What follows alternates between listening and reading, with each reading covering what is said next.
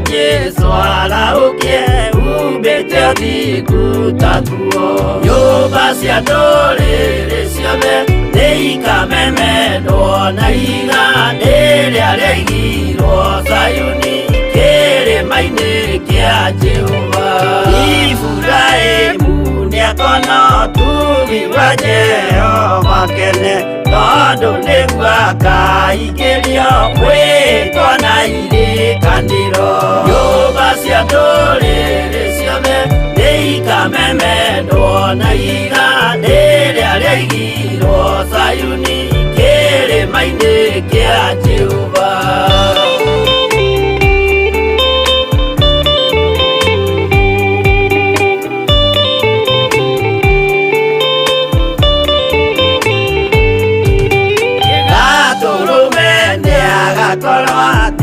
Thiũrũrũkĩirio nĩ ũhoti na rũhiũ rumĩte kanua rwakanage ta kĩmũrĩ. Nyũmba cia ndũrĩrĩ ciothe nĩikamemendwo na iga rĩrĩa rĩaigirwo Zayuni kĩrĩma-inĩ kĩa Jehova. Nĩakoya kĩyo twĩohe gĩtuĩke mũcibi wake ningĩ nyitie ũhoro wa makanjũgũ maya ũthamaki. Nyũmba cia ndũrĩrĩ ciothe nĩikamemendwo na iga rĩrĩa rĩaigirwo Zayuni kĩrĩma-inĩ kĩa Jehova.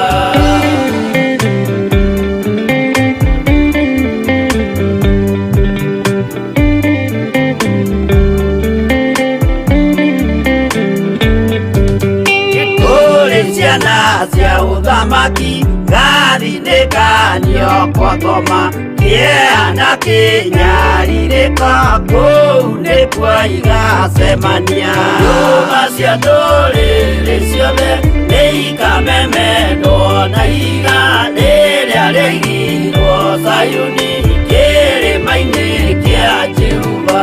Kĩrĩa mũndũ aigĩte ngoro nakĩo gĩkamũtongoria nĩetĩkĩrwaga muoyo nake arego athiĩ kwa ngoma. Nyũmba cia ndũrĩrĩ ciothe nĩikamemendwo na iga rĩrĩa rĩaigirwo Zayuni kĩrĩma-inĩ kĩa Jehova.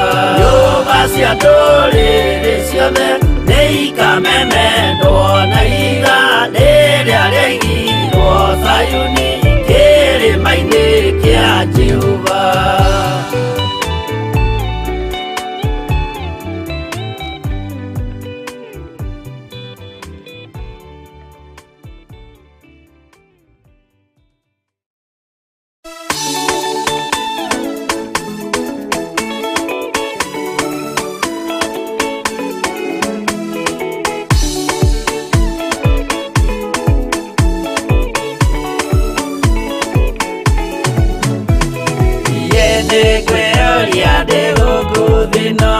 Jesu agĩũka ihinda ngakorwo wega wa Mwathani ũnyingĩrĩire hinya na ũcamba na ũmĩrĩru nao matenda.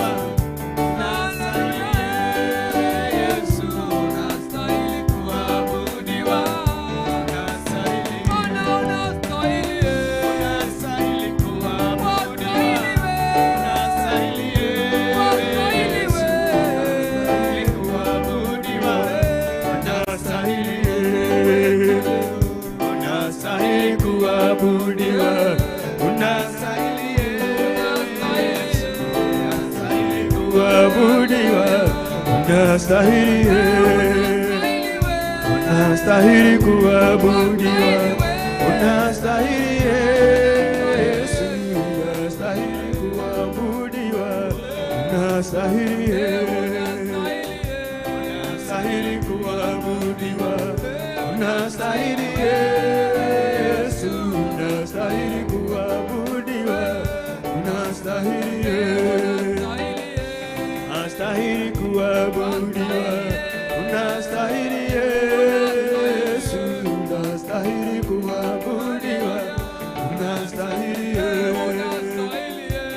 unastahili kuabudiwa, unastahili Yesu, unastahili kuabudiwa, unastahili, unastahili kuabudiwa, unastahili Yesu, unastahili kuabudiwa, unastahili, unastahili kuabudiwa, unastahili Yesu, unastahili kuabudiwa, unastahili, unastahili kuabudiwa, unastahili Yesu, unastahili kuabudiwa, unastahili, unastahili kuabudiwa, unastahili Yesu, unastahili kuabudiwa, unastahili, unastahili kuabudiwa, unastahili Yesu, unastahili kuabudiwa, unastahili, unastahili kuabudiwa, unastahili Yesu, unastahili kuabudiwa, unastahili.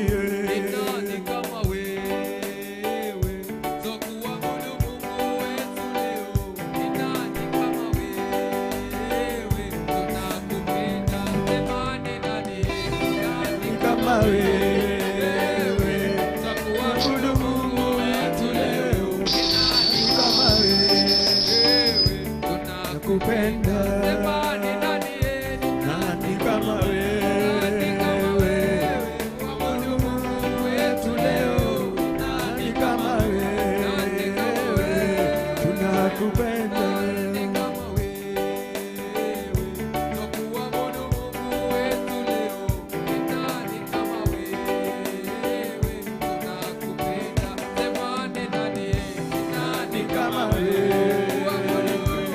nani kama wewe, tunakuabudu Mungu wetu leo, nani kama wewe,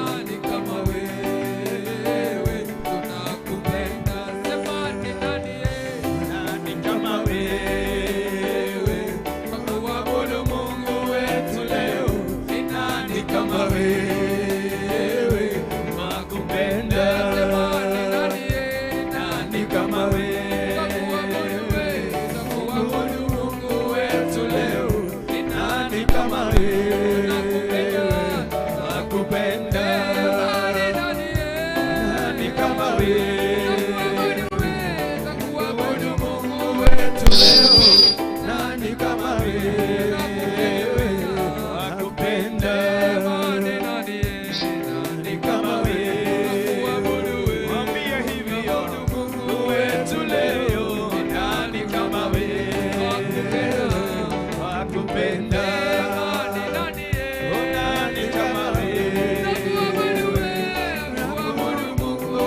To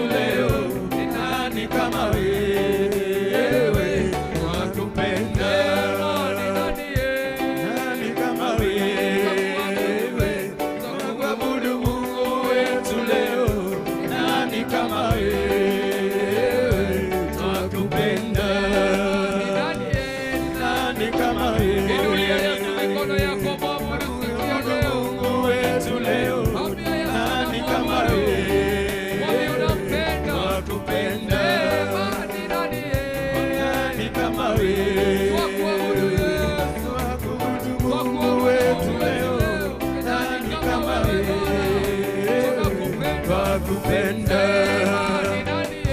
Nani kama wewe, twakuabudu Mungu wetu leo.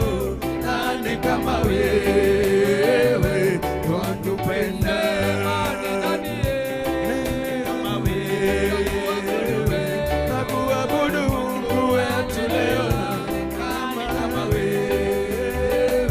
Twakupenda.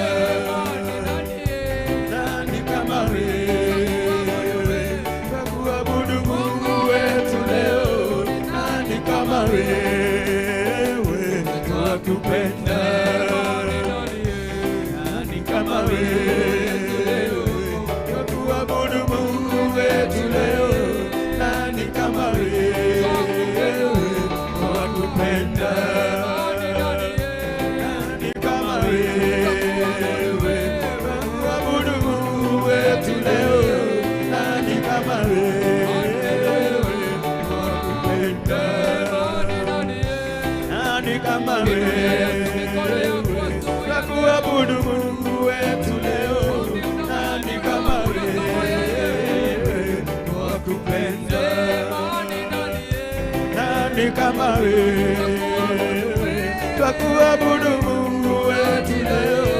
Nani kama wewe, twakupenda. Nani kama wewe, twakuabudu Mungu wetu leo. Nani kama wewe, twakupenda. Nani kama wewe, twakuabudu Mungu wetu leo. Nani kama wewe, twakupenda. Nani kama wewe, twakuabudu Mungu wetu leo. Nani kama wewe, twakupenda. Nani kama wewe, twakuabudu Mungu wetu leo. Nani kama wewe, twakupenda.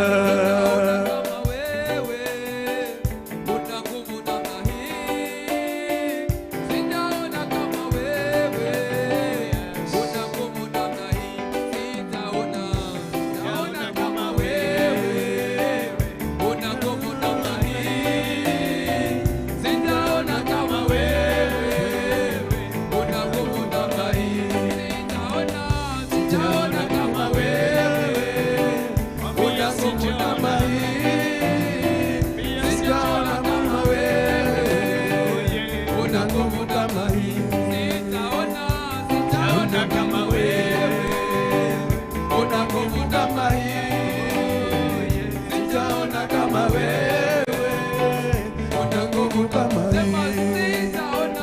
Sijaona kama wewe, una nguvu kama hii.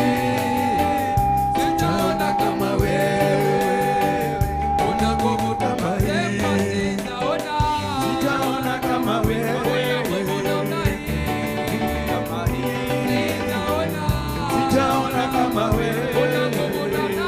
una nguvu kama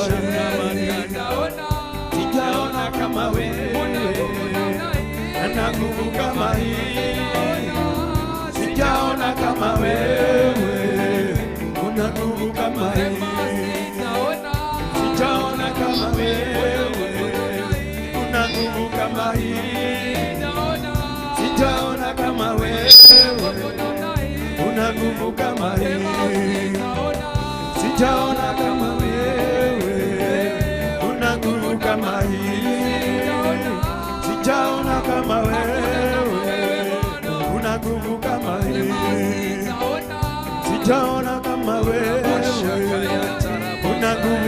hii. Sijaona kama wewe, una nguvu kama hii. Sijaona kama wewe, una nguvu kama hii. Sijaona kama wewe, una nguvu kama hii. Sijaona kama wewe, unastahili wewe Yesu, unastahili kuabudiwa, unastahili Bwana wa majeshi, unastahili kuabudiwa.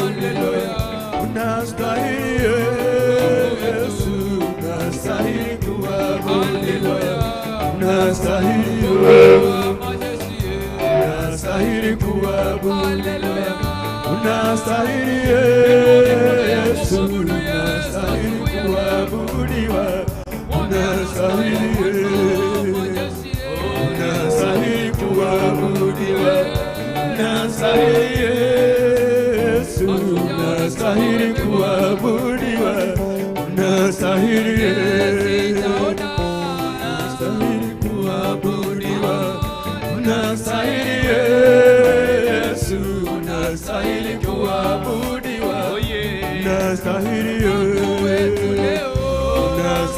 kuabudiwa, unastahili Yesu, unastahili kuabudiwa,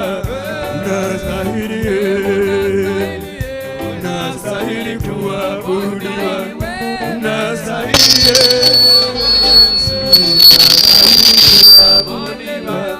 unastahili Yesu, unastahili kuabudiwa, unastahili Yesu, unastahili kuabudiwa, unastahili kuabudiwa, unastahili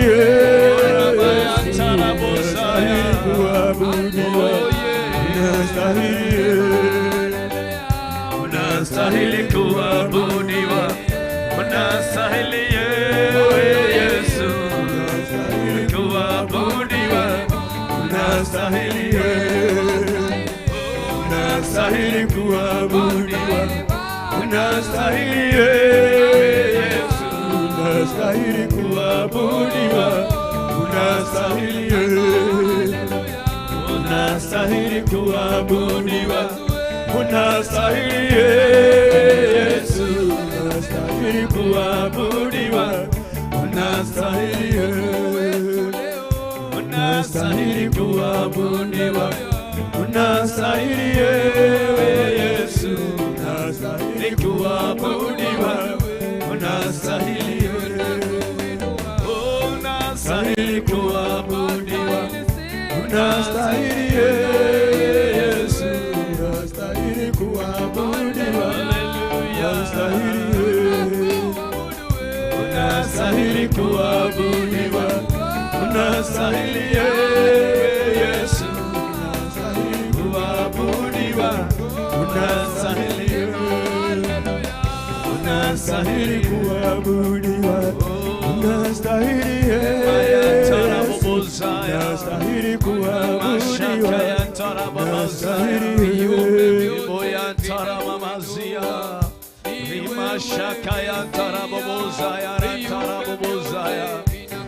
Fungua kinywa chako mpendwa, fungua kinywa chako mahali ulipo, mwambie unastahili Bwana wa mabwana, mwambie wewe ni muweza wa yote, mwambie wewe unatenda mambo mazuri, mwambie wewe unatenda mambo ya ajabu.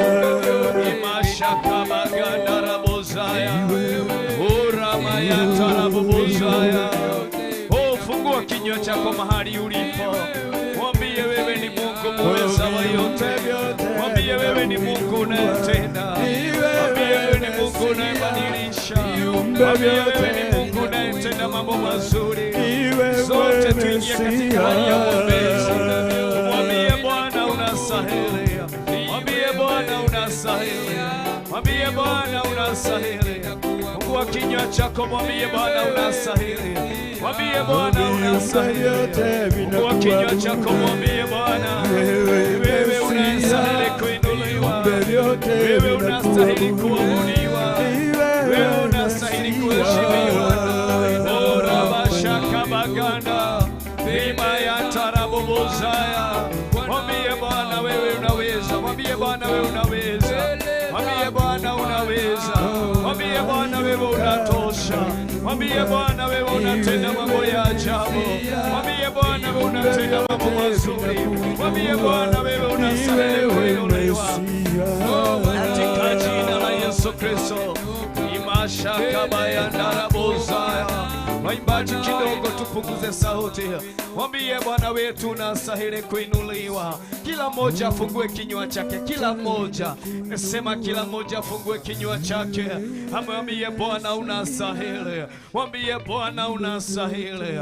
Mwambie Bwana unastahili. Orabashakabaganda rimayantarabobozaya rimayantarababazikabaganda. My God and my Father, wewe ni mwema, wewe ni mwaminifu, wewe una uwezo na una nguvu, wewe unatenda mambo mazuri, wewe unatenda mambo ya ajabu. Mpendwa, pata nafasi hiyo ya kumwambia Bwana, tunatakasisha mahali hapa na damu ya Yesu Kristo iliyomwagika msalabani.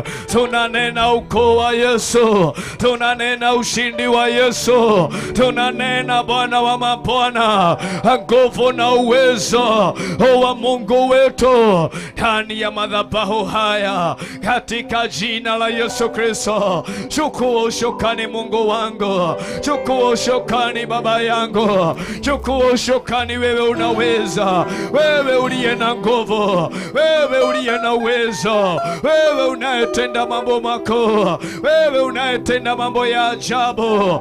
Rabashakabaganda, Rabashakabaganda, rimayantarabobozaya. Yaliomba tutoke kwenye viti, tutembee kwenye madhabahu haya yote, tunene baraka za Mungu wetu. Hiyo ndiyo kazi ambayo Mungu ametuamuru siku ya leo tuje tufanye. Kubali kutembea ndani ya madhabahu haya yote. Naomba zote tutoke kwenye viti, zunguka kila mahali, ukiambia Bwana, tunadai madhabahu yako yakainuka mahali hapa. Tunadai mchana wa leo madhabahu yako yakainuka. Wapendwa, tuinuke, tuondoke kwenye viti, tufanye kazi ambayo imetuleta. Rabashakabaganda, rimayantarabobozakabaganda. My God and my Father, wewe ni mwema, wewe ni mwaminifu. Tunanena baraka zako, tunanena ushindi wako, tunanena mamlaka yako, tunanena Bwana wa mabwana ukuu wako mchana wa leo, katika jina la Yesu Kristo. Mwambie Bwana wa mabwana, kama vile uishivyo, kama vile wewe Mungu wangu. Rabayantarabozaya. Neno la Bwana linasema ya kwamba mchana wa leo, wapendwa, ni ahadi ya Bwana ina haitavunjika milele. Kwenye kitabu cha Isaia 65 and verse number 6, neno la Bwana linasema, see it stands written before me, I will not keep silent but will pay back in full.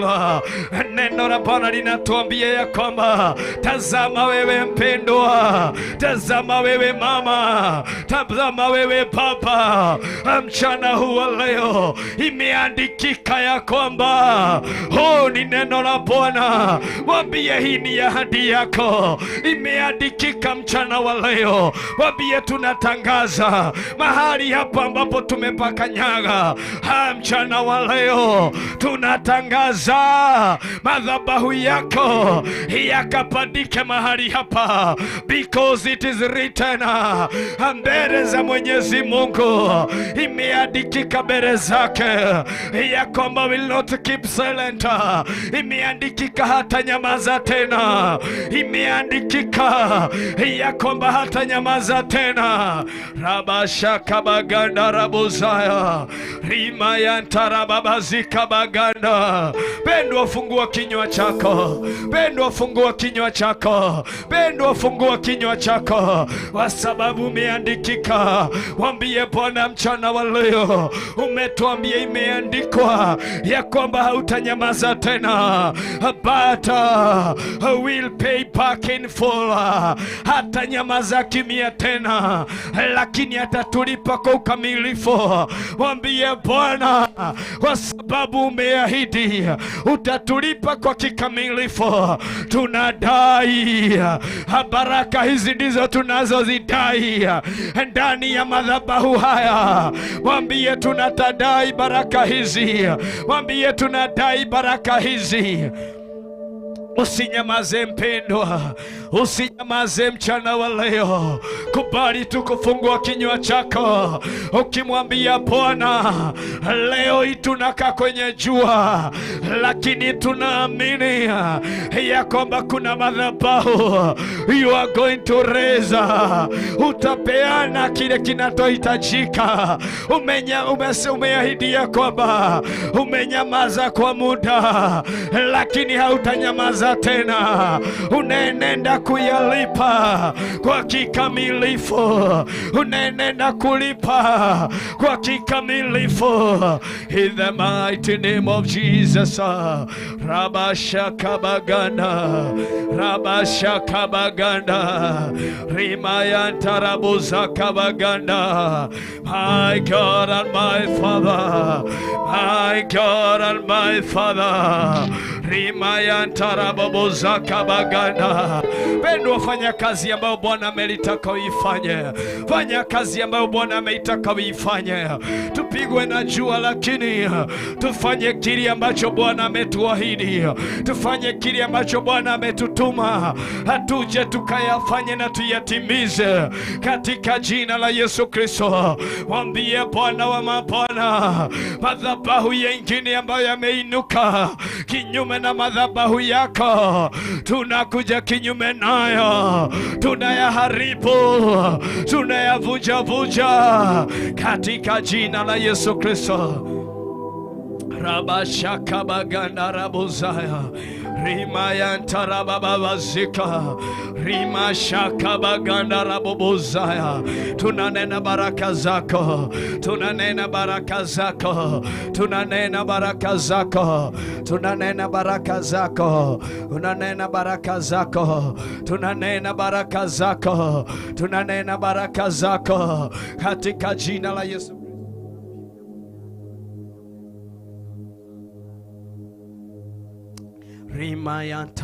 Rimayantarabobozakabaganda, Ribashakabayantarabozaya, Rimayantarababazikabaganda. Mchana huu wa leo, Mungu wangu na Baba yangu, tunainua madhabahu ya Mungu aliye wa kweli. Tunayainua madhabahu ya Mungu aliye wa kweli. Tunayainua madhabahu ya Mungu aliye wa kweli katika jina la Baba, jina la Mwana, hata pia jina la Roho Mtakatifu. Tunapongozwa katika hali ya kumwabudu Pastor David.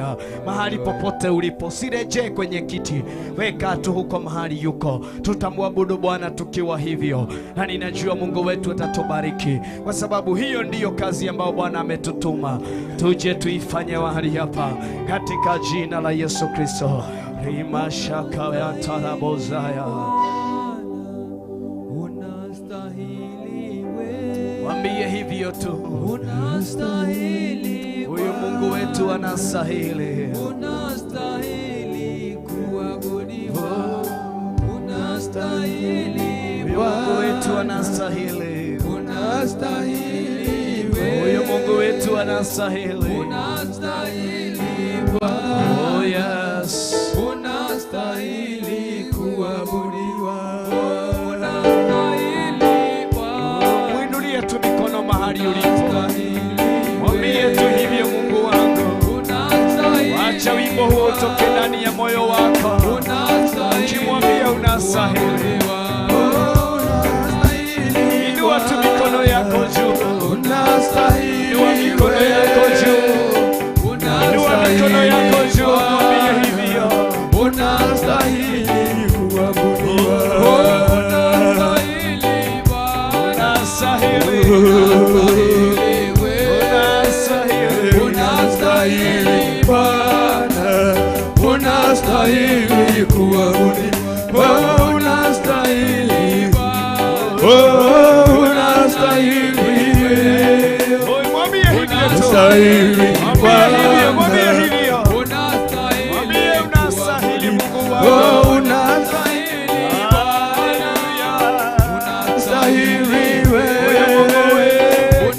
unastahili Bwana, unastahili kuabudiwa.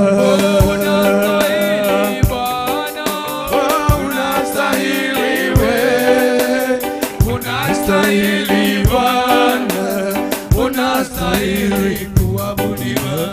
Unastahili Bwana, unastahili Mungu wetu, unastahili Bwana, unastahili kuabudiwa.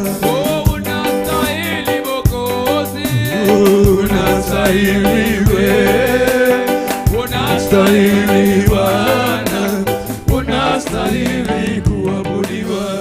Unastahili Baba, unastahili unastahili Bwana, unastahili kuabudiwa. Unastahili Baba, unastahili unastahili Bwana, unastahili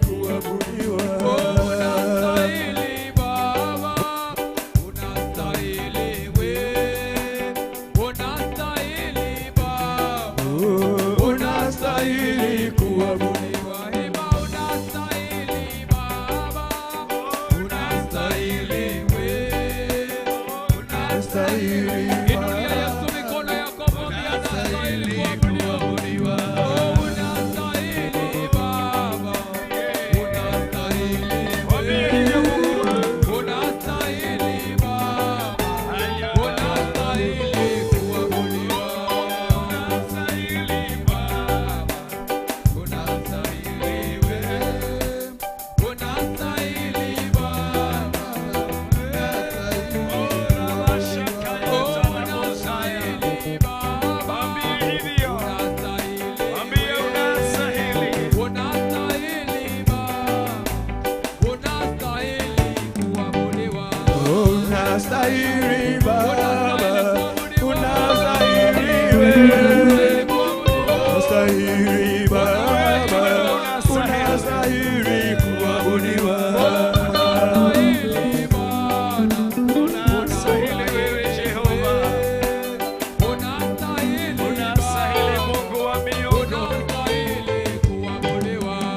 Unastahili Baba, unastahili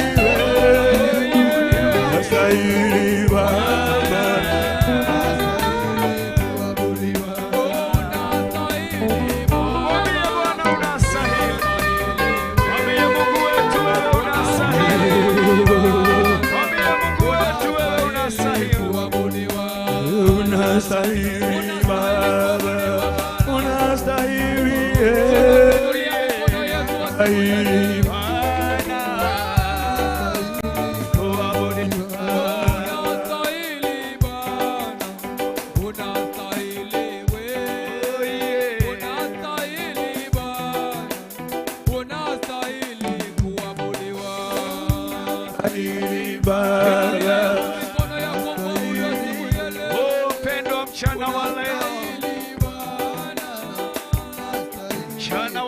Tuingie kwenye ombi tunakumwambia Bwana, unastahili mchana wa leo.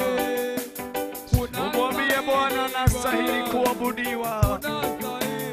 Kuna jambo la kumshukuru Mungu kwa sababu yake. Ni wangapi wanatamani kuwa hai ulivyo mchana wa leo, lakini wewe na mimi Mungu wetu amekufanyia mambo mazuri. Dogo tu praise. Oh yeah. Unastahili Baba, unastahili kuabudiwa. Bwana, inua mikono yako, inua mikono yako. Unastahili kuabudiwa. Unastahili, unastahili wewe.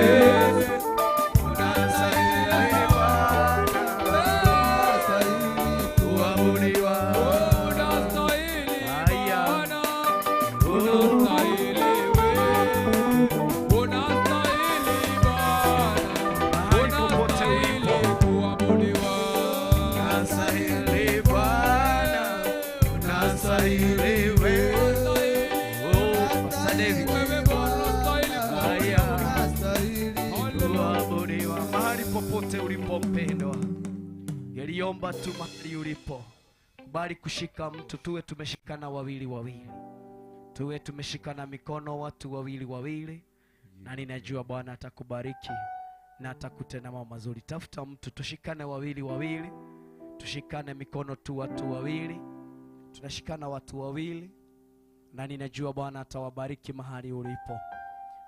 Tumeimba wimbo tukasema anastahili. Usimwende mgeni kwa kiti, weka uko mbali ya kuje lea, kaa uko mbali ya kuje huko, na ninajua Bwana atakubariki. Tafuta mtu huko, ndogoke na huko, edha mundu na kule, tafuta mtu huko, ushike mtu, mkono wa mtu huko, na ninajua Bwana atakubariki. Tushikane wawili wawili, tushikane mikono watu wawili, na ninajua Mungu wetu atakubariki na atakutenda mambo mazuri. Tumesema anastahili kuabudiwa, anastahili Bwana wa mabana.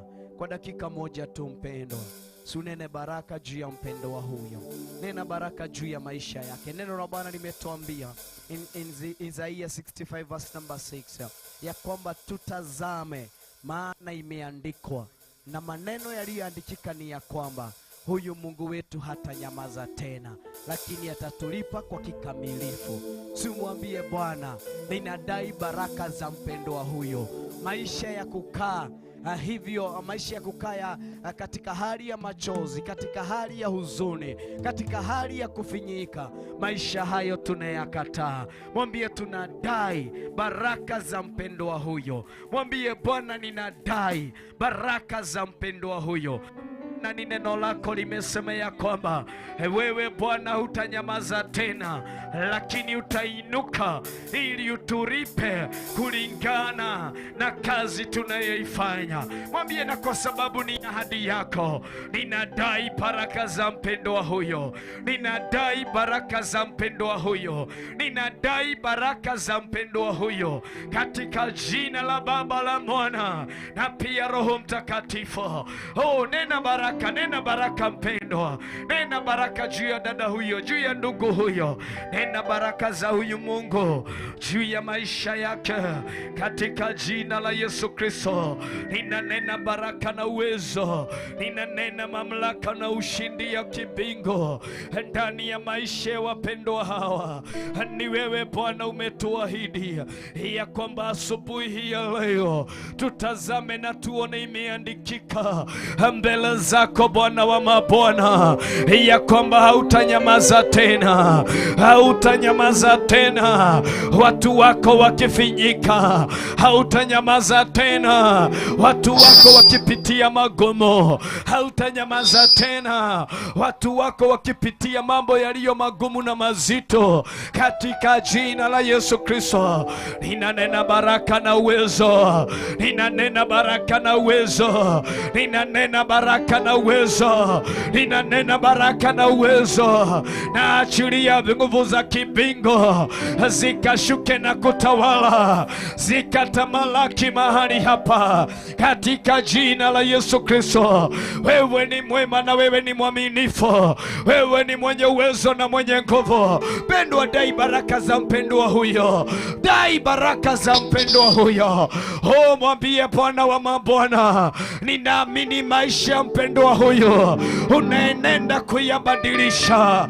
Ninaamini maisha ya mpendwa huyo unaenenda kuyainua. Ninaamini maisha ya mpendwa huyo unaenenda kutia ushuhuda mpya ndani ya maisha yake, katika jina la Yesu Kristo. Rabashaka ya tarabuzaya, rimashaka ya tarababazia. My God and my Father, ninanena baraka na uwezo, ninanena baraka na uwezo, ninanena baraka na uwezo, ninanena baraka na uwezo, katika jina la Yesu Kristo. Pia kuna jambo lingine ningelitaka tulifanye wapendwa. Wewe ambaye tumetoka na wewe upande wa Nairobi, usikubali kushika mkono wa mtu ambaye ni wa Nairobi. Usikubali kushika mkono wa mtu ambaye ni wa Nairobi. Na ninajua Bwana atakubariki, na kuna watu ambao nitagawia kazi kadha, watu kadhaa nitawatuma kwao, na ninajua Bwana atawabariki. Thank you. Tafuta mtu wa hapa, mshirika hapa, hata kama ni mtoto, mshike mkono, umutwale, umpeleke mahali ambapo ulikuwa. Mshike mkono, mwendene naye mahali. Mshike mkono, mwendene naye mahali. Unamshika mkono, mnaenda naye mahali. Unamshika mkono, mnaenda mahali hapo pengine. Unampeleka mahali. Unamshika mkono hivyo tu, unaenda mahali, na ninajua utabarikiwa na Mungu wetu, atakutenda mambo mazuri na mambo ya ajabu. Shike tu mkono. Haya. Wamama, tunakuja huku na tunawacha wazee wako hapo, na ninajua Bwana atawabariki. Yesu, unawashika mkono hivyo, unampeleka mahali. Unamshika mkono hivyo, unampeleka mahali. Bado kuna watu ambao ninaona, bado kuna watu ambao ninawaona, bado watu ni wengi, bado watu ni wengi. Mshike mwende naye mahali. Mshike mwende naye mahali. Naona hapo kuna wazee wawili, Laura na Pastor Joyce. Hapo kuna wazee wawili. Hivyo. Thank you so much. Unamshika mkono hivyo, unaenda naye mahali. Unamshika mkono, unampeleka tu mahali. Mshike tu mkono hivyo. Mshike mkono hivyo, unampeleke mahali. Nataka, bado kuna watu hapa. Bado kuna watu hapa. Pastor Karo, chukua mwingine na nene naye mahali hivyo, na utabarikiwa na Mungu wetu, na atakutenda mambo mazuri. Thank you. Tutanyamaza hivyo tu kwanza, na ninajua tutabarikiwa. Mshike mkono wa mtu. Ya utashika hao wawili, mnaenda nao hivyo. Thank you so much, na ninajua utabarikiwa na Mungu wetu, na atakutenda mambo mazuri. Bado kuna watu ninaona hapa. Riba shaka ya ntarabozaya. Neno la Bwana limetuambia ya kwamba kwenye kitabu cha Isaia 65 sura yake ni ya 6, Biblia imesema ya kwamba, see it stand written before me, I will not keep silent but will pay back in full. Sitanyamaza tena, lakini nitalipa kwa kikamilifu. Jina la Bwana liheshimiwe, jina la Bwana litukuzwe. Wapendwa, mchana huu wa leo, nataka tushike mkono wa huyo mtu, na iwapo umeshikana zaidi ya wawili ni sawa, nashikana mviringo hivyo, na ninajua utabarikiwa na Mungu wetu, na atawatenda mambo mazuri. Pastor Monica, hakatatoka, shukisheni chini, mshikane hivyo round, na ninajua mtabarikiwa, ili asichoke kushika huyo mtoto, na ninajua mtabarikiwa na Mungu wetu, na atawatenda mambo mazuri. Nataka unene baraka juu ya mpendo wa huyo. Amekuwa wa msaada, na amekuwa akishikilia madhabahu haya kwa njia kubwa na kwa njia ya ajabu. So you just speak a word of blessing juu ya maisha yake. Mbariki, bariki yeye, bariki dua yake, bariki masomo yake, bariki kazi anayoifanya. Kama ni mwanafunzi, mbariki. Nena baraka juu ya maisha yake. Umeaminiwa maisha ya huyo mtu, umeaminiwa roho ya huyo mtu. Unene baraka juu ya maisha yake. Mwambie, Bwana, kama vile uishivyo, ninakuja kinyume madhabahu na nia na lengo zingine zote za yule muovu ambazo zaweza kuinuka zikiwa kinyume na maisha ya mpendo wa huyo. Ninaharibu madhabahu hayo. Ninakuja kinyume madhabahu hayo. Sikubali tu kunena baraka. Sikubali tu kunena baraka. Sikubali tu kunena baraka. Kubali kutumika na huyu Mungu wetu. Ndiposa unene baraka. Huenda mtu huyo alikuwa amefika mwisho. Huenda mtu huyo alikuwa amekata tamaa. Huenda mtu huyo alikuwa amehisinikana kwamba maisha yangu hayabadiliki. Lakini kupitia maneno utakayo ya nena asubuhi hii ya leo, kuna Mungu anayebadilisha. Kuna Mungu anayetengeneza njia kule ambako hakuna barabara. Kuna Mungu anatengeneza. Kuna Mungu anatengeneza. Hora bashaka ya tarabozaya. Sikubali tu mpendo kunena baraka. I speak a word of blessing. Nena baraka juu ya mpendo wa huyo. Nena baraka juu ya mpendo wa huyo. huyo, nena baraka juu ya mpendwa huyo katika jina la Yesu Kristo. Riba shaka ya tarabuzaya, rima ya tarababazikarabaganda. My God and my Father, ninanena baraka zako, ninanena ushindi wako, ninanena uaminifu wako, ninanena ukuu wako. Ushindi wako ndiyo ninaonena. Mpendo umeaminiwa uwe kuhani kwa wakati huu, ili unene baraka, ili unene ushindi.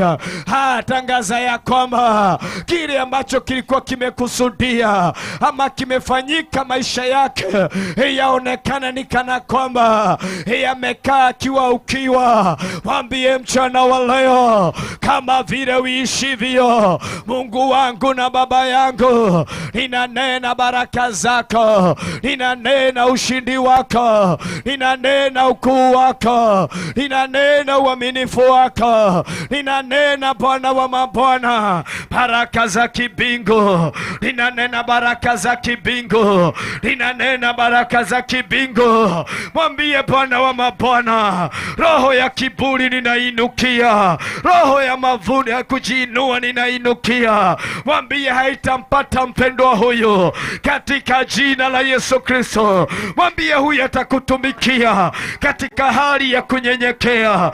Mwambie huyo atamtumikia Mungu.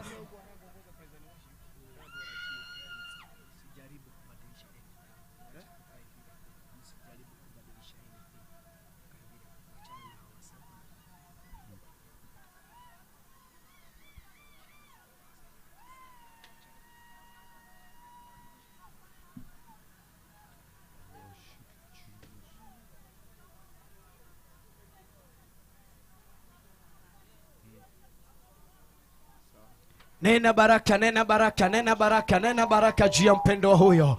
Nena baraka za kibingu. Na ujue wewe umekuwa umeamuliwa kwa kuhani kwa wakati huo. Na ujue pia kuna kitu ambacho nimekiachilia. Unene baraka, unene baraka. Na uwe asha pia juu ya maisha yake katika jina la Yesu Kristo.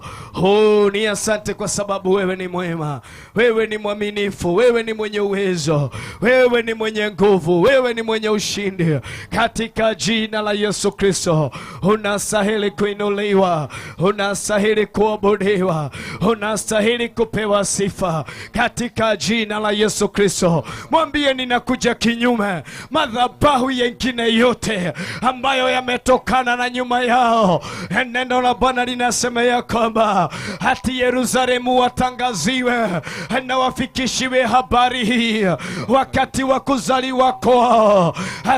Akakumbushwa mama yake alikuwa nani, akakumbushwa baba yake alikuwa nani, akaambiwa wakati alipozaliwa kuna kitu ambacho hakikukatwa ndani yake.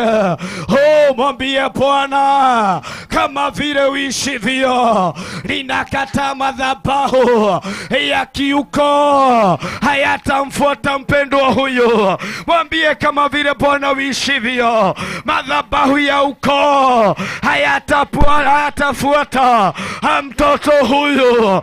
Aniambie Bwana, ninavunja madhabahu haya yote ya kiuko, ninayaharibu, ninayavunja, ninayakemea katika jina la Yesu Kristo. Nanena baraka, nanena baraka, nanena baraka. Mwambie kile kinachofunga watu wa mji huu wa Mombasa ama watu wa mji wa Mtwapa hakitafunga mpendwa huyo. Mwambie Bwana wa mabwana, ninatangaza baraka, ninatangaza baraka, ninatangaza baraka, ninatangaza baraka. Wewe ambao umeshika mkono mtoto huyo, jua huyo ni nabii wa kesho, jua huyo ni kuhani wa kesho, jua huyo ni mwimbaji wa kesho, jua huyo ni mhubiri wa kesho. Usimame kwenye pengo hilo, unene baraka juu ya mtoto huyo, unene baraka juu ya mtoto huyo katika jina la Yesu Kristo. Rabashaka ya ntarabuzaya, rima zake Kabaganda Rabuzaya. My God and my Father, wewe ni mwema na wewe ni mwaminifu. Wewe una uwezo na una nguvu. Wewe unatenda mambo ya ajabu. Wewe unabadilisha hali. Wewe unabadilisha hali. Mwambie ikiwa kuna hali ya machozi ambayo ilinenwa ndani ya familia hii, ninatangaza huyu si miongoni mwa wanaorithi machozi. Huyu si miongoni mwa wale wanaorithi hali ya huzuni, katika jina la Yesu Kristo. Unawachilia mkono wa huyo, unaenda kwa huyo mkono mwingine. Unawachilia mtoto huyo, unaenda kwa huyo mwingine. Unawachilia mama huyo, unaenda kwa huyo mwingine. Unamuacha tu akiwa amesimama hapo, mwingine atakuja hapo, na wewe unaenda kunena baraka juu ya mwingine.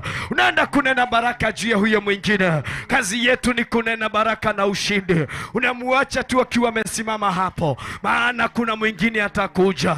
Unakuja, unamuuliza jina, unaomba pamoja na yeye, unanena ushindi na yeye, unanena baraka na yeye, unanena juu ya nguvu za kibingu juu ya maisha yake, katika jina la Yesu Kristo. Rabashaka baganda, rabashaka baganda, rabashaka baganda, rabashaka baganda. Ninanena baraka, ninanena ushindi, ninanena Bwana wa mabwana, nguvu za kibingu juu ya wapendwa hawa. Rima shaka ya tarabuzaya. Nena baraka juu ya watu hao, nena baraka juu ya watu hao. Waambie Bwana, ninawatenganisha hawa na machozi, ninawatenganisha hawa na huzuni, ninawatenganisha hawa na mambo ya kutoka kwao. Ninanena baraka juu ya maisha yake, ninanena ushindi juu ya maisha yake, ninanena nguvu za kibingu juu ya maisha yake, in the mighty name of Jesus. Riba shaka ya tarabuzaya, rima zoko baganda rabuzaya, rima ya tarababaziko roboganda. Nena baraka, nena baraka, nena baraka, nena baraka, nena baraka, nena baraka, nena baraka, nena baraka, nena baraka, nena baraka juu ya mpendo huyo, nena baraka juu ya mpendo huyo. I speak a word of blessing. Nena baraka juu ya mpendo huyo. Na ningeliomba pia watumishi wanikaribie mahali hapa ili niwape kazi katika jina la Yesu Kristo. Hiyo ndiyo kazi Bwana alitaka tufanye. Hiyo ndiyo kazi Bwana alitaka nifanye. Rabashaka baganda, rima zoko baganda, ribu zaka yantarabozia, ribu shaka yantaramamazia. Oh my God and my Father, ninanena ushindi, ninanena ushindi, ninanena ushindi, ninanena ushindi, ninanena ushindi katika jina la Yesu Kristo. Rabaya tarabozaya. Bena baraka juu ya mpendo huyo. Huyo ni mtoto, huyo ni mama, huyo ni baba. I speak a word of blessing juu ya maisha yake. Nena baraka juu ya maisha yake katika jina la Yesu Kristo, katika jina la Yesu Kristo, katika jina la Yesu Kristo, katika jina la Yesu Kristo. Oh, na ukimaliza unaenda kwa huyo mwingine, ukimaliza unaenda kwa huyo mwingine, ukimaliza unaenda kwa huyo mwingine. Unene baraka juu ya maisha yake, unene baraka juu ya maisha yake, unene baraka juu ya maisha yake. Praise team, tushike hivyo tu. Ribosha kabagana. Tuingie, tuko katika kipindi cha uombezi, hivyo tusiingize wimbo wowote. Nena baraka juu hiyo, nena baraka juu ya huyo mama, huyo mwingine ambaye umenenda kwake. Nena baraka juu ya maisha yake, nena baraka juu ya maisha yake, nena baraka juu ya maisha yake katika jina la Yesu Kristo. Wewe ni Mungu na wewe ni Baba, wewe ni Mungu unayeweza, wewe Wewe ni Mungu unayebadilisha, wewe ni Mungu unayetenda mambo mazuri. Mwambie Bwana, Bwana wa mabwana, kama vile uishivyo, ninatangaza mchana wa leo, wewe ni Mungu unayepanua. Ninatangaza kupanuka ndani ya maisha ya dada huyo, ninatangaza kupanuka ndani ya maisha ya mpendwa huyo, katika jina la Yesu Kristo. Usiache kuomba mpendwa. Ukimaliza kwa huyo unaenda kwa huyo mwingine. Halafu Pastor Margaret, pata Gladys, mtanikaribia hapa. Pastor Joyce, mtanikaribia hapa. Urabashakaya tarabuzaya. Pastor Caro, utanikaribia. Pastor Lucy, utanikaribia. Upendo ukiombea huyo, unaenda kwa huyo mwingine, na ninajua Bwana atakubariki. Pastor Monica, nikaribieni, na ninajua Bwana atawatenda mambo mazuri. Bwana atawatenda mambo ya ajabu. Bwana atawatenda mambo makuu. Unikaribie tu, na ninajua Bwana kwa sababu yeye ni muweza. Pastor Margaret wa hapa, naomba unikaribie pia katika jina la Yesu Kristo. Urabashaka ya tarabuzaya rima ya tarababazikarabagana. Mwambie Bwana ninanena baraka. Mwambie Bwana ninanena baraka. Mwambie Bwana ninanena baraka. Ninanena baraka. Munikaribie tu hapa. Ninanena baraka. Mwambie ninanena baraka. Mwambie ninanena baraka. Watumishi ambao nimetaja, wao ndio ninangojea hapa. Mwambie Bwana ninanena baraka. Mwambie Bwana ninanena baraka. Pastor Margaret na Pastor Monica, tunawangojea hapa. Mwambie Bwana ninanena baraka. Ninanena baraka. Mwambie Bwana ninanena baraka. We worship your name, O God. Tukufu na utukufu wewe Bwana. Unastahili kuabudiwa Bwana. Unastahili kuinuliwa na kutukuzwa Bwana. Katika jina la Yesu Kristo. We worship you Jesus. We give you all the glory. We give you all the glory and honor and adoration, O God. We worship you Jesus and we give you praises. We give you all honor and adoration and might. Unastahili Bwana. Unastahili kuinuliwa na kuheshimika. Jina lako ni litakatifu Bwana, jina lako ni lenye nguvu. Usiache kuomba mahali ulipo. Usiache kuomba mahali ulipo. Usiache kuomba mahali ulipo. Nena baraka, nena baraka. Nena baraka, nena baraka, nena baraka. Usiache kuomba. Unawacha mkono huyo, unaenda unashika huyo mwingine. Hawa watumishi nimewapea kazi, na wewe nimekupea kazi nyingine. Usikimbie kurudi kwenye kiti na ndore kiti ya wera. Niyeguhaira wera wako hoyanera.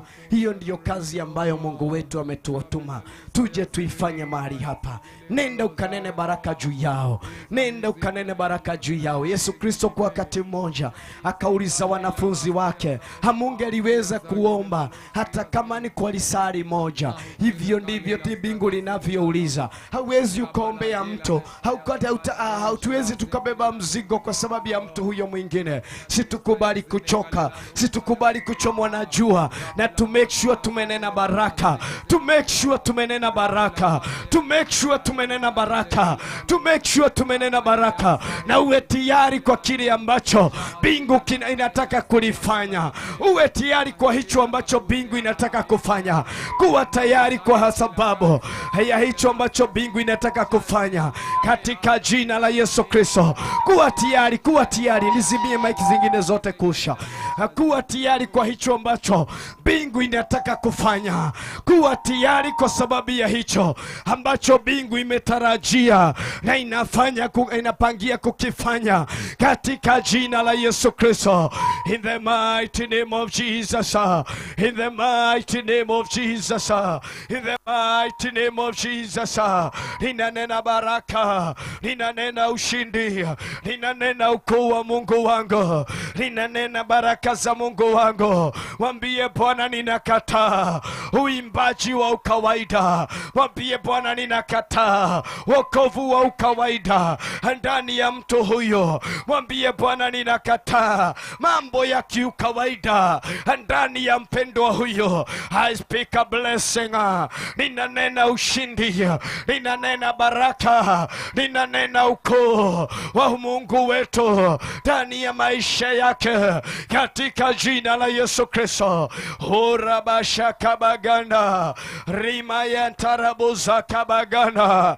Mwambie Bwana ni ahadi yako. Umeahidia kwamba Bwana umeahidia kwamba hautanyamaza tena, hautanyamaza tena. Mwambie ninaamini uimbaji wa mpendwa huyo unaenda kubadilisha, uombezi wa mpendwa huyo unaubadilisha, ushuhuda wa mpendwa huyo unaubadilisha katika jina la Yesu Kristo.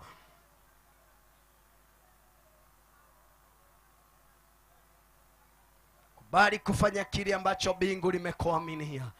Mtu anaposimama kwenye pengo anapokea baraka ambazo hata jua mahali zimetoka, kwa sababu umesimama na mtu aliyekuwa amefika mwisho, kwa sababu umesimama na mtu ambaye alikuwa amekata tamaa, kwa sababu umesimama na mtu ambaye alikuwa nahisi kana kwamba wengine wao unaenda kumshika mkono, na ni mtu ambaye amelala ndani ya nyumba iliyokuwa na madhabahu tofauti na madhabahu anayotamani kutumikia.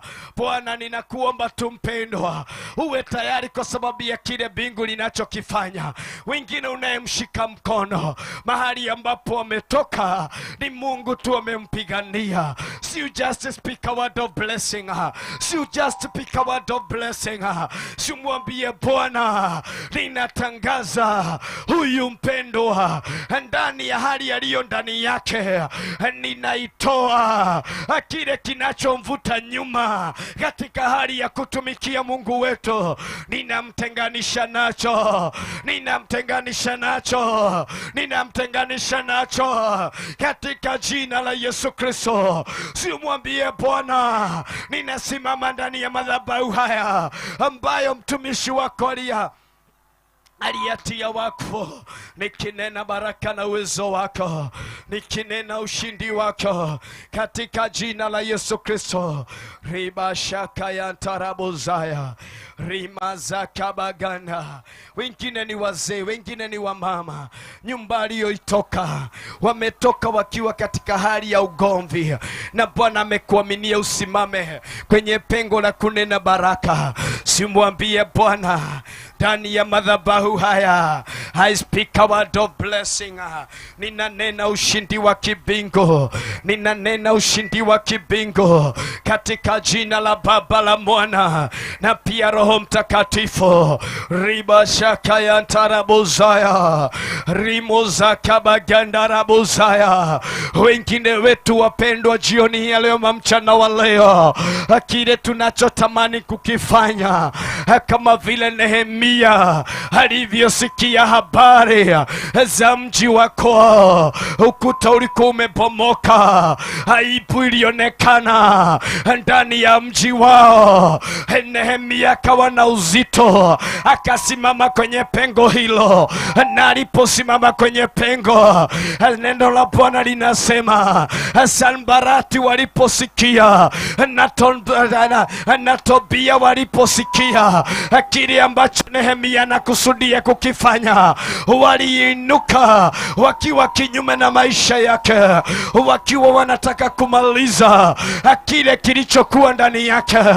Kuna manehemia hapa wanapotamani kumwabudu Bwana, madhabahu yako yakilinganishwa na Tobia, yakilinganishwa na Sanbalati, yanamvuta nyuma, yanainuka kwa vita.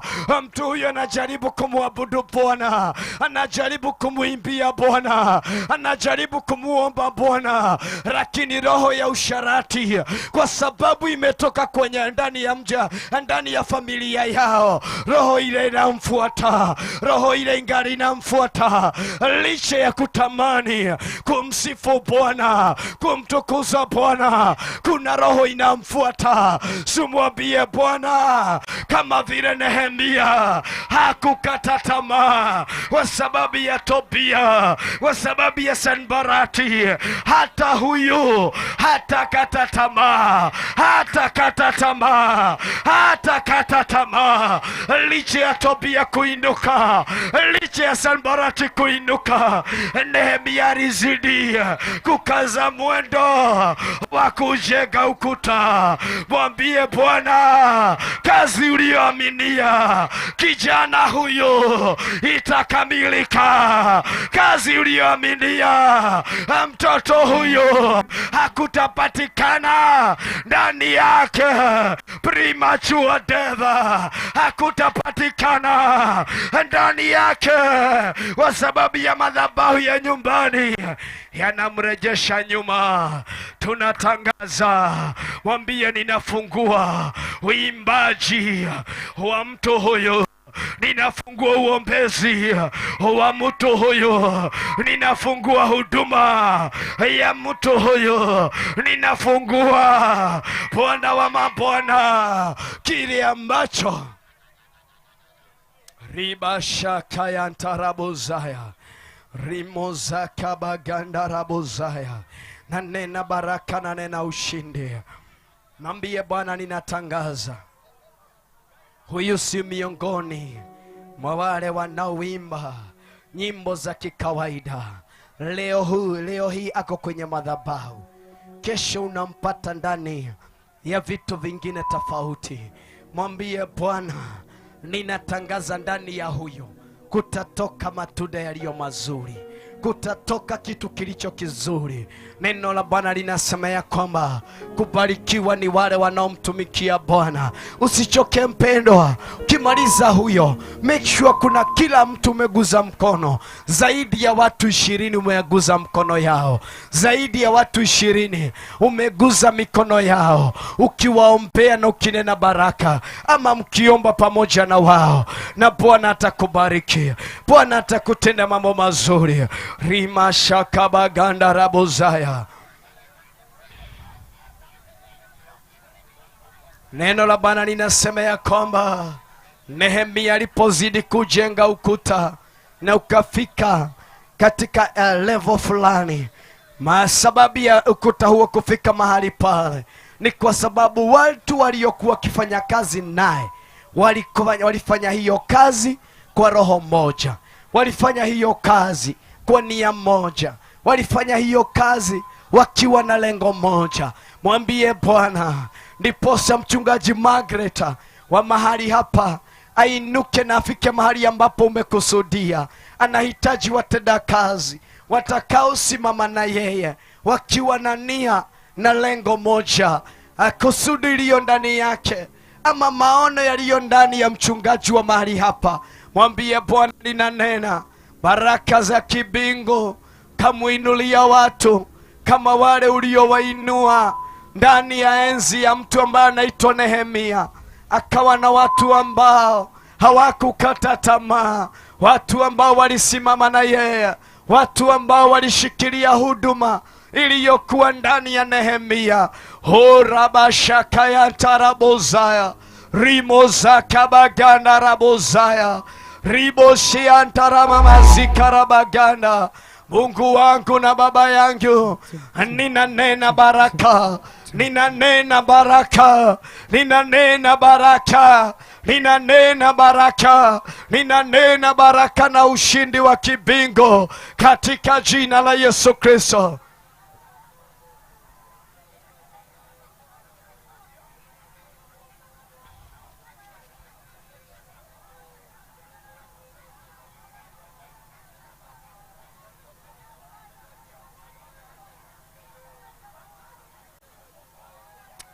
Ribashakabaganda Rima shakayantarabuzaya. My God and my Father, my God and my Father.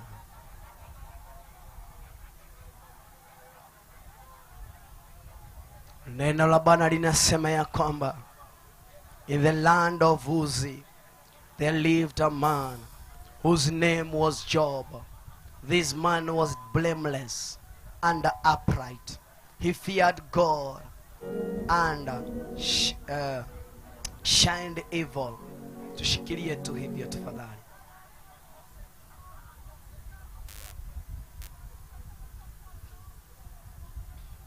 Katika jina la Yesu Kristo.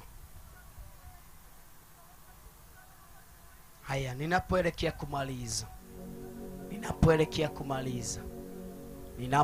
kumaliza, na ninajua Mungu wetu atakubariki na kukutenda mambo mazuri. Kuna neno ambalo linanena ndani ya moyo wangu, na ni vyema tunene neno hili, na ni vyema tusimame ili tunene neno hili. Tusimame kwenye pengo hilo. Kuna watu ambao nitapea kazi, na ninajua Bwana atawatenda mambo mazuri, na atawatenda mambo.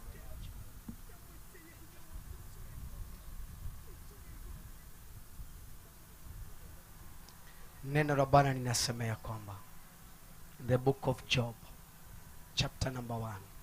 Usitoke huko tu kwa sababu unasikia, na usiachilie mtu mkono. Zidi kushika huyo mtu mkono, na ninajua Bwana atakubariki na kukutenda mambo mazuri. Katika kitabu cha Ayubu 1, neno la Bwana linasema ya kwamba ndani ya mji wa Uzi kuliishi mtu, ama palipatikana mtu ambaye jina lake aliitwa Ayubu. This man was blameless. Mtu huyu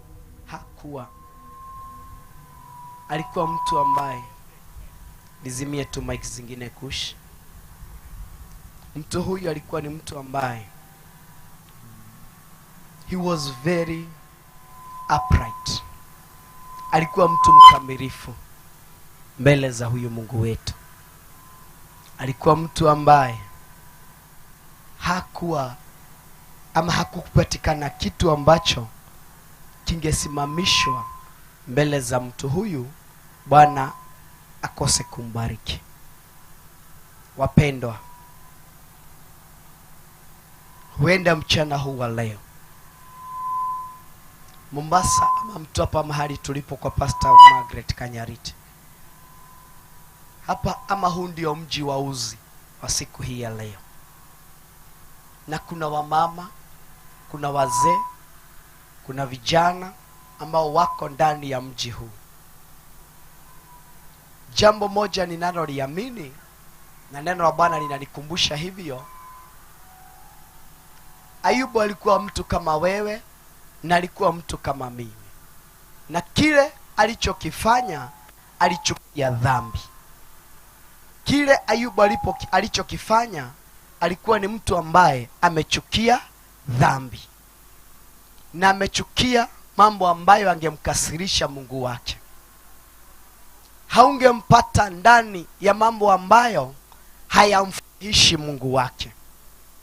Hivyo he was very much ready kumheshimisha Mungu wake kwa njia ile ambayo Mungu alikuwa amemwaminia na amemwagiza. Jina la Bwana litukuzwe. Jina la Bwana litukuzwe. Bwana Yesu asifiwe. Alikuwa mtu ambaye alikuwa tayari kusimama kwenye pengo ambalo Bwana amemwambia. Na unapozidi kusoma neno la Bwana linasema ya kwamba mara kwa mara mtu huyu alienenda mbele za Mungu. Niposa uelewe na ufahamu, alikuwa mtu kama wewe na mimi. Watoto wake walipoondoka wakaenenda kwenye sherehe, walipokuwa wakirejea, Ayubu naye alikutana nao, akipitana nao, naye anarejea ndani ya madhabahu. Anaenda kumwambia Bwana, iwapo watoto wangu mahali walipokuweko, kazi walioifanya haikukufurahisha, ninatubu dhambi hizo. Wapendwa, hata ikiwa Ayubu alisimama kwenye pengo kwa ajili ya watoto wake, hata wewe na mimi tunaweza kusimama kwenye pengo kwa ajili ya mtu huyo. Mwenye umeshika mkono usimame kwa sababu yake, na huyo naye ambaye umeshika mkono asimame kwa sababu yako. Utubu dhambi ya huyo, na huyo atubu dhambi zako, na ninajua Bwana atakubariki na atakutenda mambo mazuri. Kuna faida, wapendwa, ya kuishi ndani ya utakatifu. Kuna faida wapendwa, hata katika uimbaji, faida ya kuishi maisha ya utakatifu. Uimbaji wako unawacha kuwa uimbaji wa kawaida. Huduma yako inawacha kuwa huduma ya ukawaida. Uombezi wako unawacha kuwa uombezi wa kikawaida. Mungu anapatikana ndani ya kile unachokifanya. Neno la Bwana linasemea kwamba Job himself he feared God. Iwapo utakata kauli ya kumwogopa Mungu, kuna maneno hautayanena. Kuna mahali hatutakupata. Unaacha kuwa mwimbaji wa kuiga waimbaji wengine. Unaacha kuwa mhubiri wa kuiga wahubiri wengine. Unasimama vile ulivyo na vile Mungu alivyokuita, na Mungu anapatikana na anaonekana ndani ya hicho ambacho unakifanya. Bwana Yesu asifiwe. Bwana Yesu asifiwe kanisa. Kabla sijelisoma neno hilo ambalo nilitaka kulisoma, naomba tushike mkono wa mtu. Shika tu mkono wa mtu. Lakini hawa nitawaongoza venye watafanya. Lakini huko tushikane tu mkono. Tushikane mkono. Si ushike mtu hapa. Ushike mtu wa hapa. Ushike mkono wa mtu wa hapa. Hata kama ni wawili ama watatu. Hapo ambali ameketi tu hapo, mshikie tu hapo. Kiri dhambi za huyo mtu. Tubu dhambi za huyo mtu. Usishike mkono wa mtu ambaye unamfahamu. Kwanza unamuuliza, wewe ni wa hapa? Na ukitaka kujua zaidi unamuuliza, hapa kunaitwa aje? Atakueleza. Unanena, unatubu dhambi za huyo mtu. Ayubu mara kwa mara, kwa sababu ya kile kilichokuwa ndani yake, alitaka kupanda mbegu hiyo ndani ya watoto wake. Wewe kile kilicho ndani yako, si utamani huyo ambaye umeshika mkono, mbegu hiyo imee ndani yake. Mbegu ya utakatifu, mbegu ya kumwogopa Mungu, mbegu ya kuishi katika njia zilizo za kweli. Kwa dakika moja tu funga macho yako. Funga macho yako kwa dakika moja. Funga macho yako kwa dakika moja. Funga macho yako kwa dakika moja. Funga macho yako kwa dakika moja. Nena tu baraka. Shika tu mkono huyo mwenye nimekuelekeza. Shika mkono mwenye nimekuelekeza. Na ninajua Bwana atakubariki na atakutenda mambo mazuri. Kwa Pastor Karo, thank you. Pastor Margaret Joe. Nena baraka juu ya huyo. Nena baraka juu ya huyo. Enda kwa Pastor Margaret Kanyariti yule. Nena baraka juu ya huyo. Nena baraka juu ya huyo. Nena. Tubu dhambi za mtu huyo. Tubu dhambi za mtu huyo. Tubu dhambi za mtu huyo. Kuja nikupeleke mahali. Tubu dhambi. Pastor David, simama hapo. Tubu dhambi za mtu huyo. Tubu dhambi za mtu huyo. Tubu dhambi za mtu huyo. Tubu dhambi za mtu huyo. Tubu dhambi za mtu huyo. Na ninajua utabarikiwa na Mungu wetu. Tubu dhambi za mtu huyo. Tubu dhambi za huyo mama. Tubu dhambi za huyo kijana. Katika jina la Yesu Kristo. Katika jina la Yesu Kristo. Tubu dhambi za huyo mtu. Tubu dhambi zake. Kwa dakika moja tu. Kwa dakika moja tu. Pastor Irongo nikaribie. Tubu dhambi za huyo mtu. Pastor Irongo nikaribie. Tubu dhambi za huyo mtu. Katika jina la Yesu Kristo. Katika jina la Yesu Kristo. Katika jina la Yesu Kristo. Katika jina la Yesu Kristo. Katika jina la Yesu Kristo. Katika jina la Yesu Kristo. Tubu dhambi za huyo mtu. Tubu dhambi za huyo mtu. Katika jina la Yesu Kristo. Nena baraka juu ya maisha ya mtu huyo. Nena baraka juu ya maisha ya mtu huyo. Mwambie Bwana, kile kilicho neno kinyume na maisha ya mpendwa huyo, ninanena baraka juu yake. Ninanena ushindi juu yake. Ninamtenganisha na madhabahu, ninamtenganisha na kile ambacho kimeinuka kikiwa kinyume na maisha yake, kile ambacho kimemfunga. Ninamtenganisha mchana wa leo katika jina la Yesu Kristo. Ninanena baraka zako. Ninanena baraka zako. Ninanena baraka zako. Ninanena baraka zako, nikitubu dhambi za mpendo huyo. Pastor Regina nikaribia. Riba shaka ya tarabuzaya. Rima ya tarababa zikarabagana. Mwambie Bwana, ninanena baraka juu ya huyo, ninanena baraka juu ya huyo. Ninatubu dhambi za mpendwa huyo, ninatubu dhambi za mpendwa huyo, ninatubu dhambi za mpendwa huyo, ninatubu dhambi za mpendwa huyo, katika jina la Yesu Kristo. Ayubu alisimama kwenye pengo kwa ajili ya maisha ya watoto wake. Sikubali kusimama kwenye pengo hilo, sikubali kusimama kwenye pengo hilo kwa ajili ya maisha ya mpendwa huyo. Sikubali kusimama kwenye pengo hilo katika jina la Yesu Kristo. Simama kwenye pengo hilo Pastor Monica, simama kwenye pengo hilo katika jina la Yesu Kristo. Tubu dhambi za mpendwa huyo na usimuache mkono hadi pale nitakapokuambia tubu dhambi zake, tubu dhambi zake, tubu dhambi zake mchana wa leo. Mwambie Ayubu alisimama kwenye pengo, na mimi nimesimama kwenye pengo, nikinena baraka, nikinena ushindi, nikinena uwezo wa Mungu ndani ya maisha ya mpendwa huyo. Mwambie Bwana, mahali waliponena laana juu ya maisha yake, ninanena baraka. Mwambie Bwana, mahali waliponena mpendwa huyu hatafaulu, ninabadilisha maneno hayo yaliyonenwa kinyume, nikinena baraka, nikinena ushindi, nikinena uwezo, nikinena mambo mazuri na ya ajabu katika jina la Yesu Kristo. Mungu wangu na Baba yangu, Mungu wangu na Baba yangu, nenea moyo wa dada huyo, nenea moyo wa mpendwa huyo, nena pamoja na huyo dada, nena pamoja na yeye katika jina la Yesu Kristo. Ninakuja kinyume, ninaharibu na kuvunja maneno yaliyonenwa, ninaharibu na kuyavunja yote yaliyoinuliwa kinyume na maisha. Ribo shaka ya ntarabozaya, ribo zaka ya ntaramamazia. Ninanena baraka, ninanena ushindi, ninanena ushindi, ninanena ushindi wa kibingu. Dahera mehi ya na maweka ya mpendo huyu Bwana.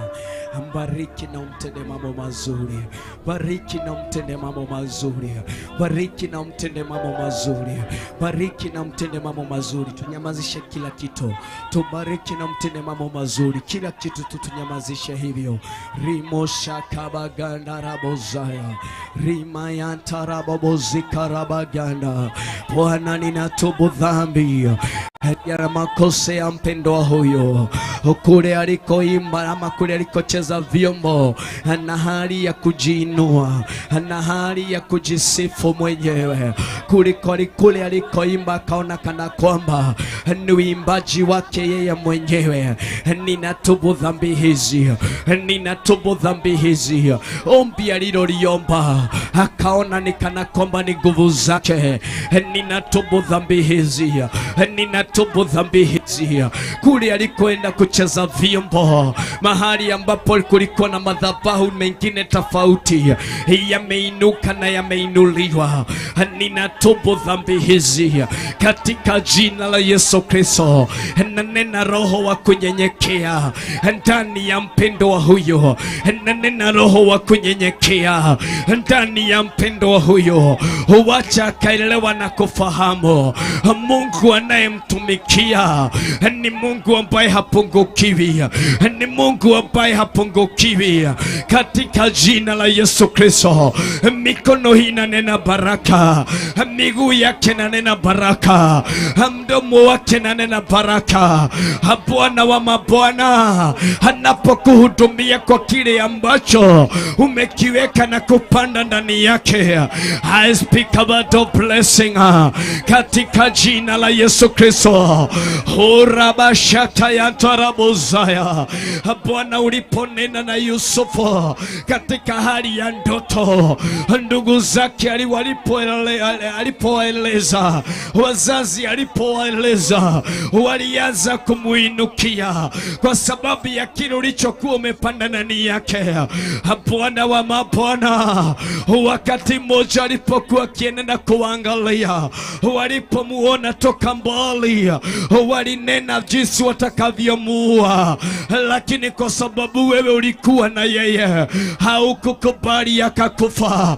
Mpendwa, huyu huenda amepitia vita vingi, huenda amepitia ups and downs, huenda alikuwa mahali alikuwa na kuhudumia, na le sababu ya yeye kurudi chini, kwa sababu alipitia kwenye mikono ya mhuduma aliyekuwa na wivu, akamgonga alipoinuka, akawa na wivu alipoinuka.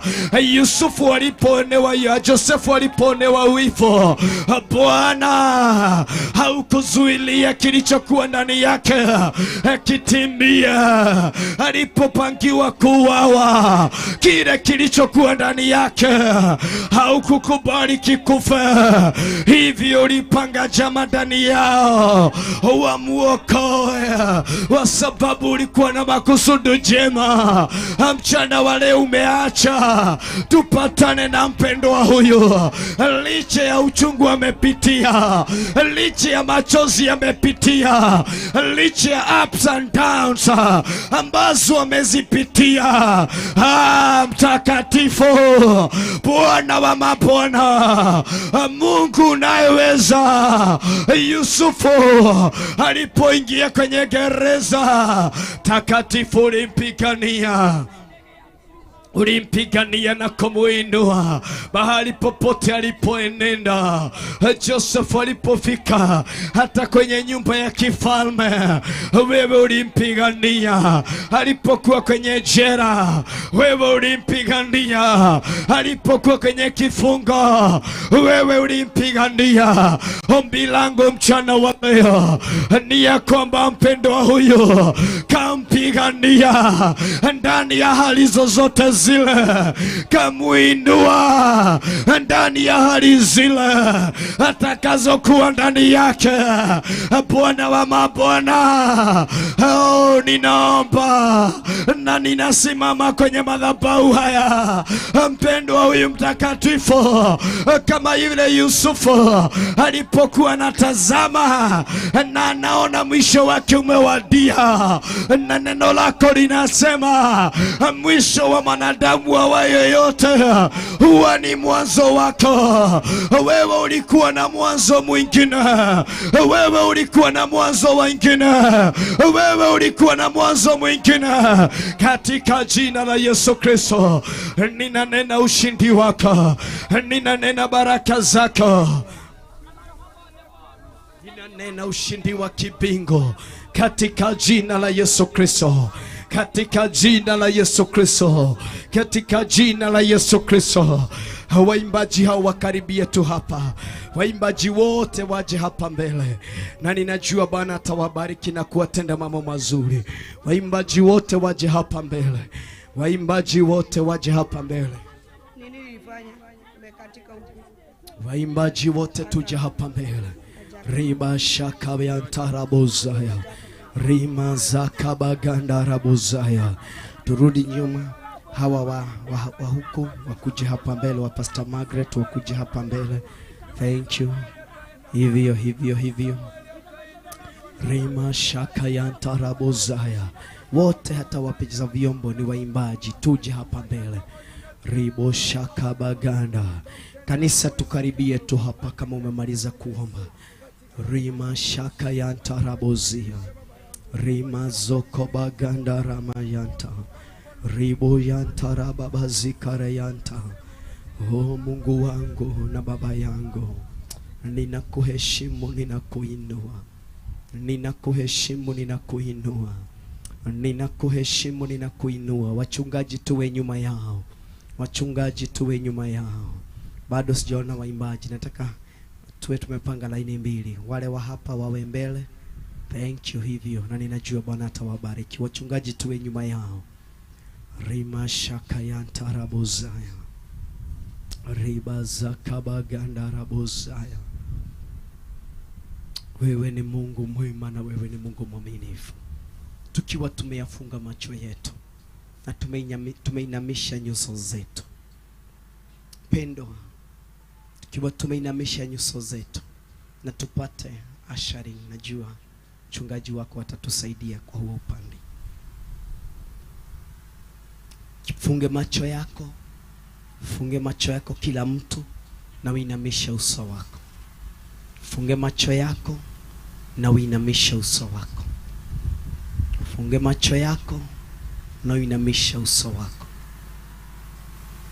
Uyafunge macho yako na uinamisha uso wako.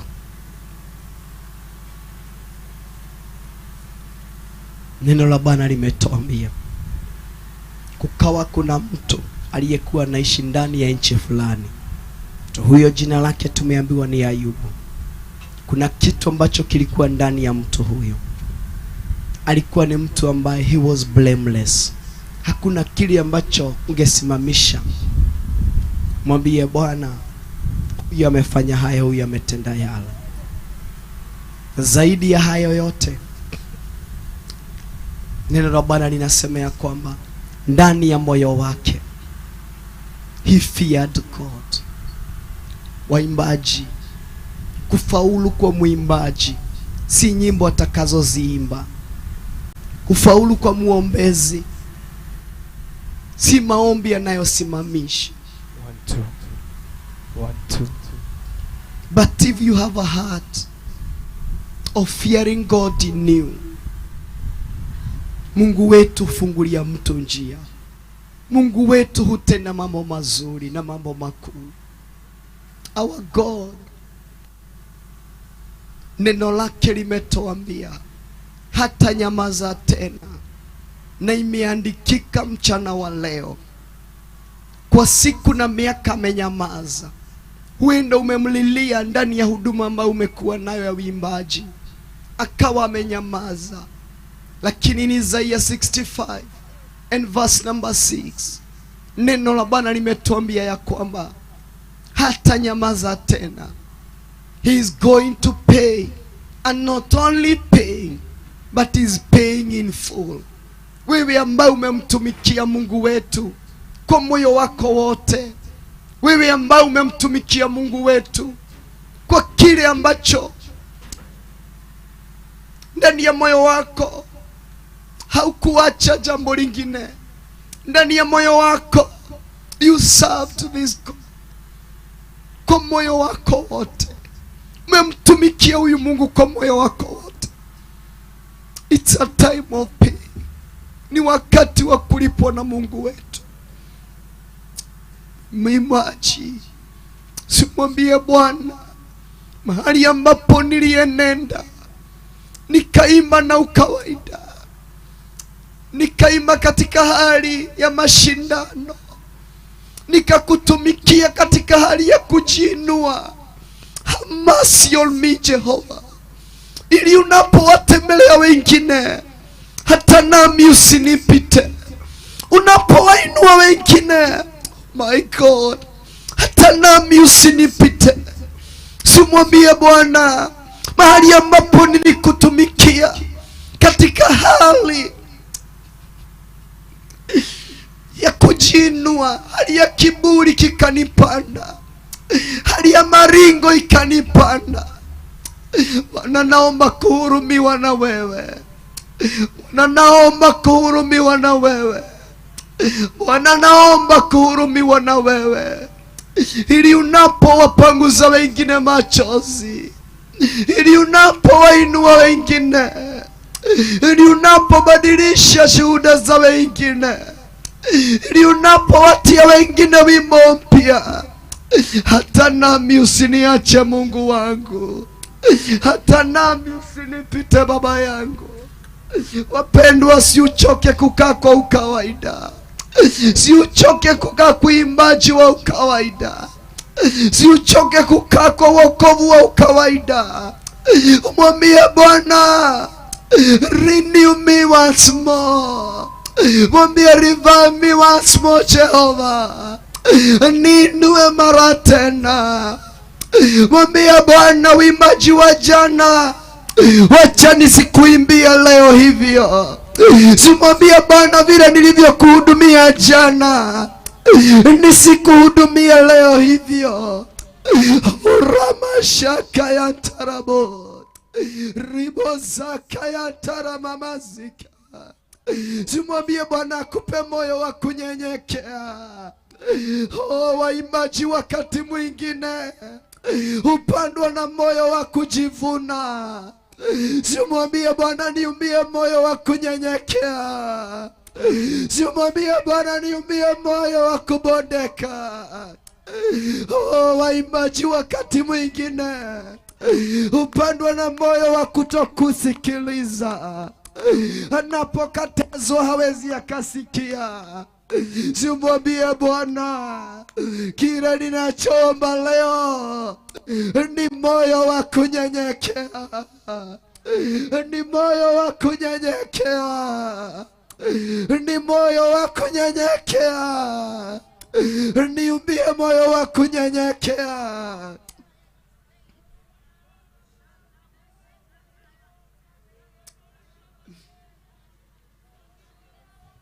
Simwambie Bwana tu niumbie moyo wa kunyenyekea. Na iwapo kile kilicho ndani yangu ni kitu ambacho hakikufurahishi, Bwana nibadilishie wokovu, nibadilishie huduma, nibadilishie Bwana wa mabwana. Tuko ndani ya madhabahu mpendwa, kile ambacho utamwambia Mungu wetu. Neno la Bwana limetuambia ya kwamba yeye atatukumbuka, yeye atabadilisha ushuhuda wetu, yeye atabadilisha mambo mengine na makuu ndani ya mioyo yetu. Mwambie Bwana. Riba shaka ya tarabosaya.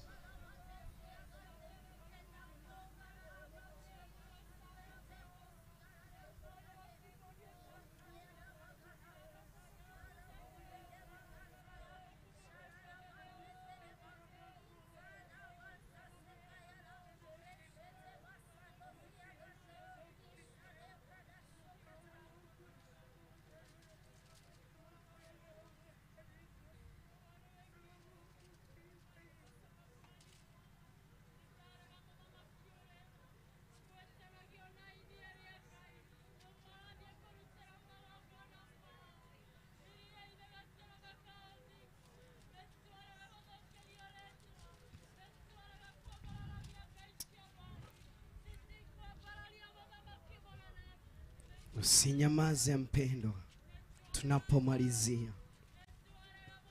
Siku ya jana askofu wetu akatueleza mahali ambapo walikuwa wametembea na kile ambacho walikiona kwa macho yao, na akawa akituambia walikutana na waimbaji waliokuwa wakifanya wale waliokuwa wakiyafanya. Sumwambie tu Mungu, wacha ndani yangu uimbaji na wokovu wangu uwe na utofauti. Kanisa,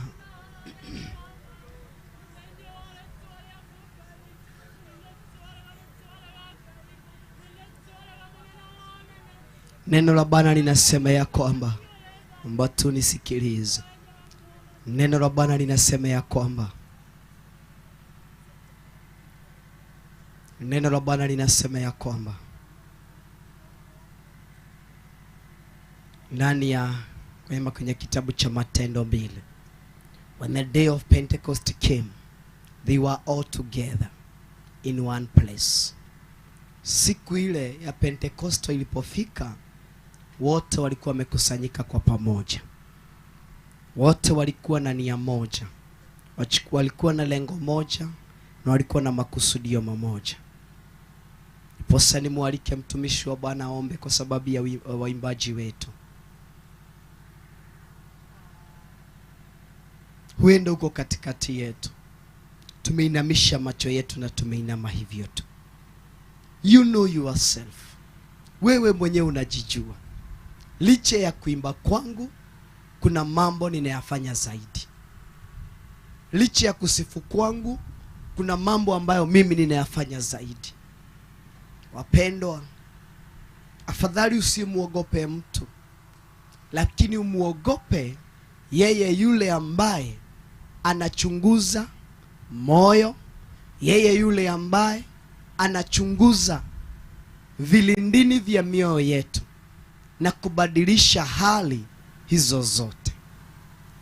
Neno la Bwana linasema ya kwamba ndani ya nyumba ya Bwana mna baraka, ndani ya nyumba ya Bwana mna laana. Wenda umeimba kwa miaka hiyo yote, umemwabudu Bwana kwa miaka hiyo yote, na tukajifungia baraka zetu, lakini asubuhi hii ya leo neno la Bwana limetuambia kwamba hao watu wakawa wamekusanyika mahali pamoja, na wote walikuwa mahali ambapo palifaa. Suddenly a sound like a blowing of a violent wind came from heaven and filled whole house where they were sitting. Na Roho wa Bwana akajaa mahali ambapo watu wale walikuwa wamekaa, akajaa watu hao wote. Ninapomwalika bishop wetu Rachel Kuria ili aombe na watumishi hawa waimbaji, vipawa vilivyo ndani yetu. Nehemia akawa na watu ambao walisimama pamoja na wao. Wakati Sanbarati aliinuka, wakati Tobia aliinuka, Nehemia akawa na watu ambao walisimama pamoja na yeye. Vita hivyo akaviweza kwa sababu alipotazama kuna watu walisimama na yeye. Mchungaji Margaret kusimama kwake anahitaji waimbaji ambao kama vile Ayubu ametoambia, palipatikana mtu aliyekuwa ana moyo wa kumuogopa Mungu, ana moyo ambao ni wa kumuogopa huyu Mungu wetu, na alikuwa he was a blameless man, na Bwana kanena pamoja naye. Situmwalike wa bishop atuombe na nene baraka na nene ushindi juu ya maisha yetu, na ninajua Bwana atatutenda mambo mazuri. Jitenganishe na kile ambacho umekuwa ukikifanya. Jitenganishe na hali ambayo umekuwa ndani yake. Jitenganishe na mambo ambayo umeyapitia. Baba, katika jina la Yesu Kristo na kuinua na kulitukuza jina lako. Wewe uketi kwenye kiti chako cha enzi na kusujudu na kuliinua na kulihimidi jina lako mfalme. Umepita miungu yote iliyoko duniani ambayo umeundwa kwa mikono ya wanadamu. Ninakuheshimu, ninakuabudu mtakatifu wa takatifu. Ni kwa sababu unastahili kuinuliwa na unastahili kuabudiwa. Na wakabidhi waimbaji hawa mikononi mwako mfalme. Nena nao mfalme. Wewe uliambia Yeremia ya kwamba kabla hata hujaingia kwenye tumbo ya mamako nilikujua, nikakutenga na nilijua kwamba utanitumikia. Wamejiteua, wamekupa miili yao ili wakuabudu mtakatifu wa watakatifu. Na waweka mikononi mwako mfalme. Wewe ambaye unayeunda, wewe ambaye unayetengeneza, wewe ambaye wewe ndiye mwenye mfinyanzi mfalme. Hebu ukawatengeneza, hebu ukawafinye kadri na mapenzi yako mfalme. Hebu ukaondoa ile roho ya ugumu ndani yao mfalme, uwatie ndani yao roho ya unyenyekevu. Hebu ukaondoa ile roho ya pride ndani yao, ukawatie roho wa kunyenyekea ndani yao. Na waombea uwape wisdom, na waombea uwape knowledge, na waombea mfalme mtakatifu ishie milele. Wape hekima mfalme, ni kwa sababu unastahili sifa. Wanapopanua midomo yao kukuimbia, wanapopanua midomo yao kukuabudu, hebu ikatoka ndani, katika ndani za roho zao mfalme. Ni kwa sababu unastahili sifa.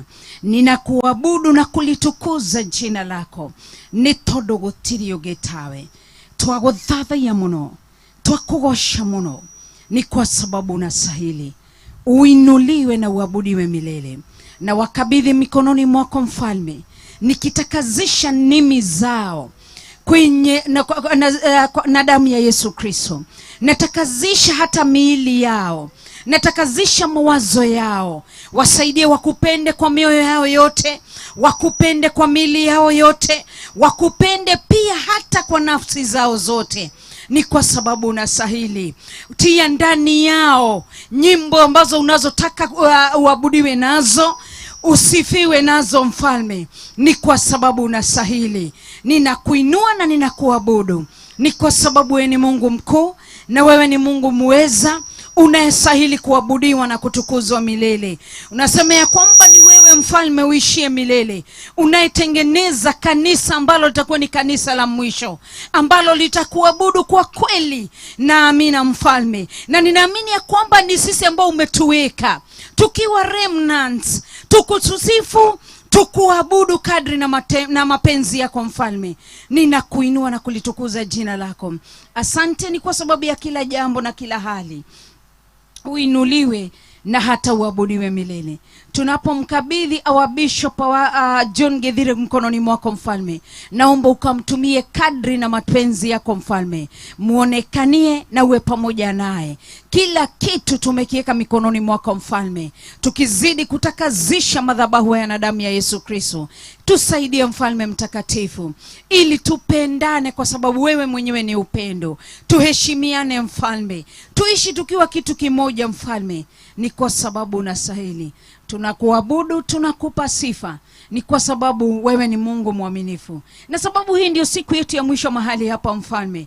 Tuombe ya kwamba tutende lolote tutakalo litenda kadri na mapenzi yako mfalme. Na ni katika jina la Yesu Kristo tumeomba na hata kuamini. Na kila mmoja aseme amen, amen, amen. Karibu sana our bishop. Hebu tukae chini. Heri wa mtumainio Bwana, wa mtumainio Bwana.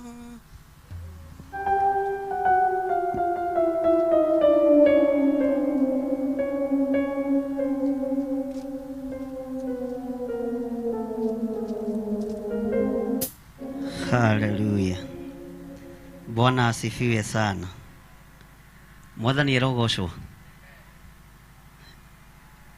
Ekatutaraiguana.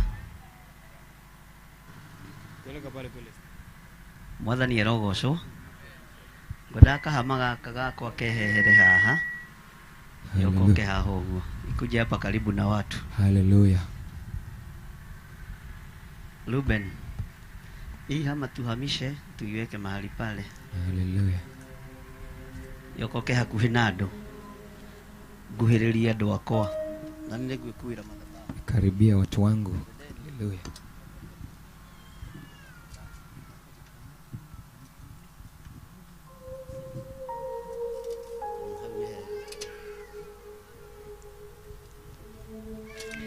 Hakuna Mungu kama wewe, Mungu kama wewe, hakuna Mungu kama wewe.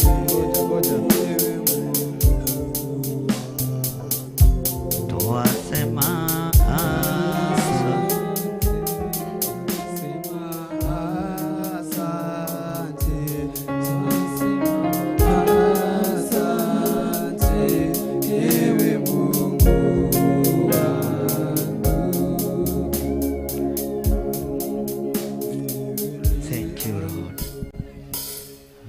tukirie keyboard na ciana icio irorwo. Tunyamazishe keyboard kwanza, watoto waangaliwe. Na maga gukira mathengio. Wakikosa naguo nitukumahoera. Wakikosa kunyamaza, peleke mahali, tutawaombea baadaye.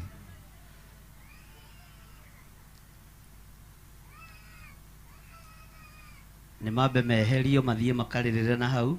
Waondolewe kwanza, akalilia mahali.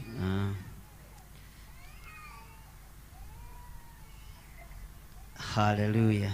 Hallelujah.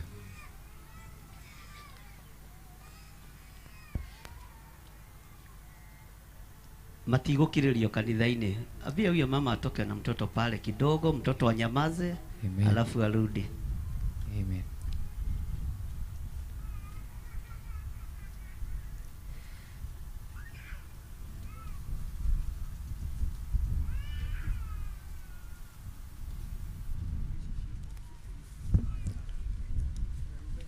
Thayo wagaga ni kaundu kanini.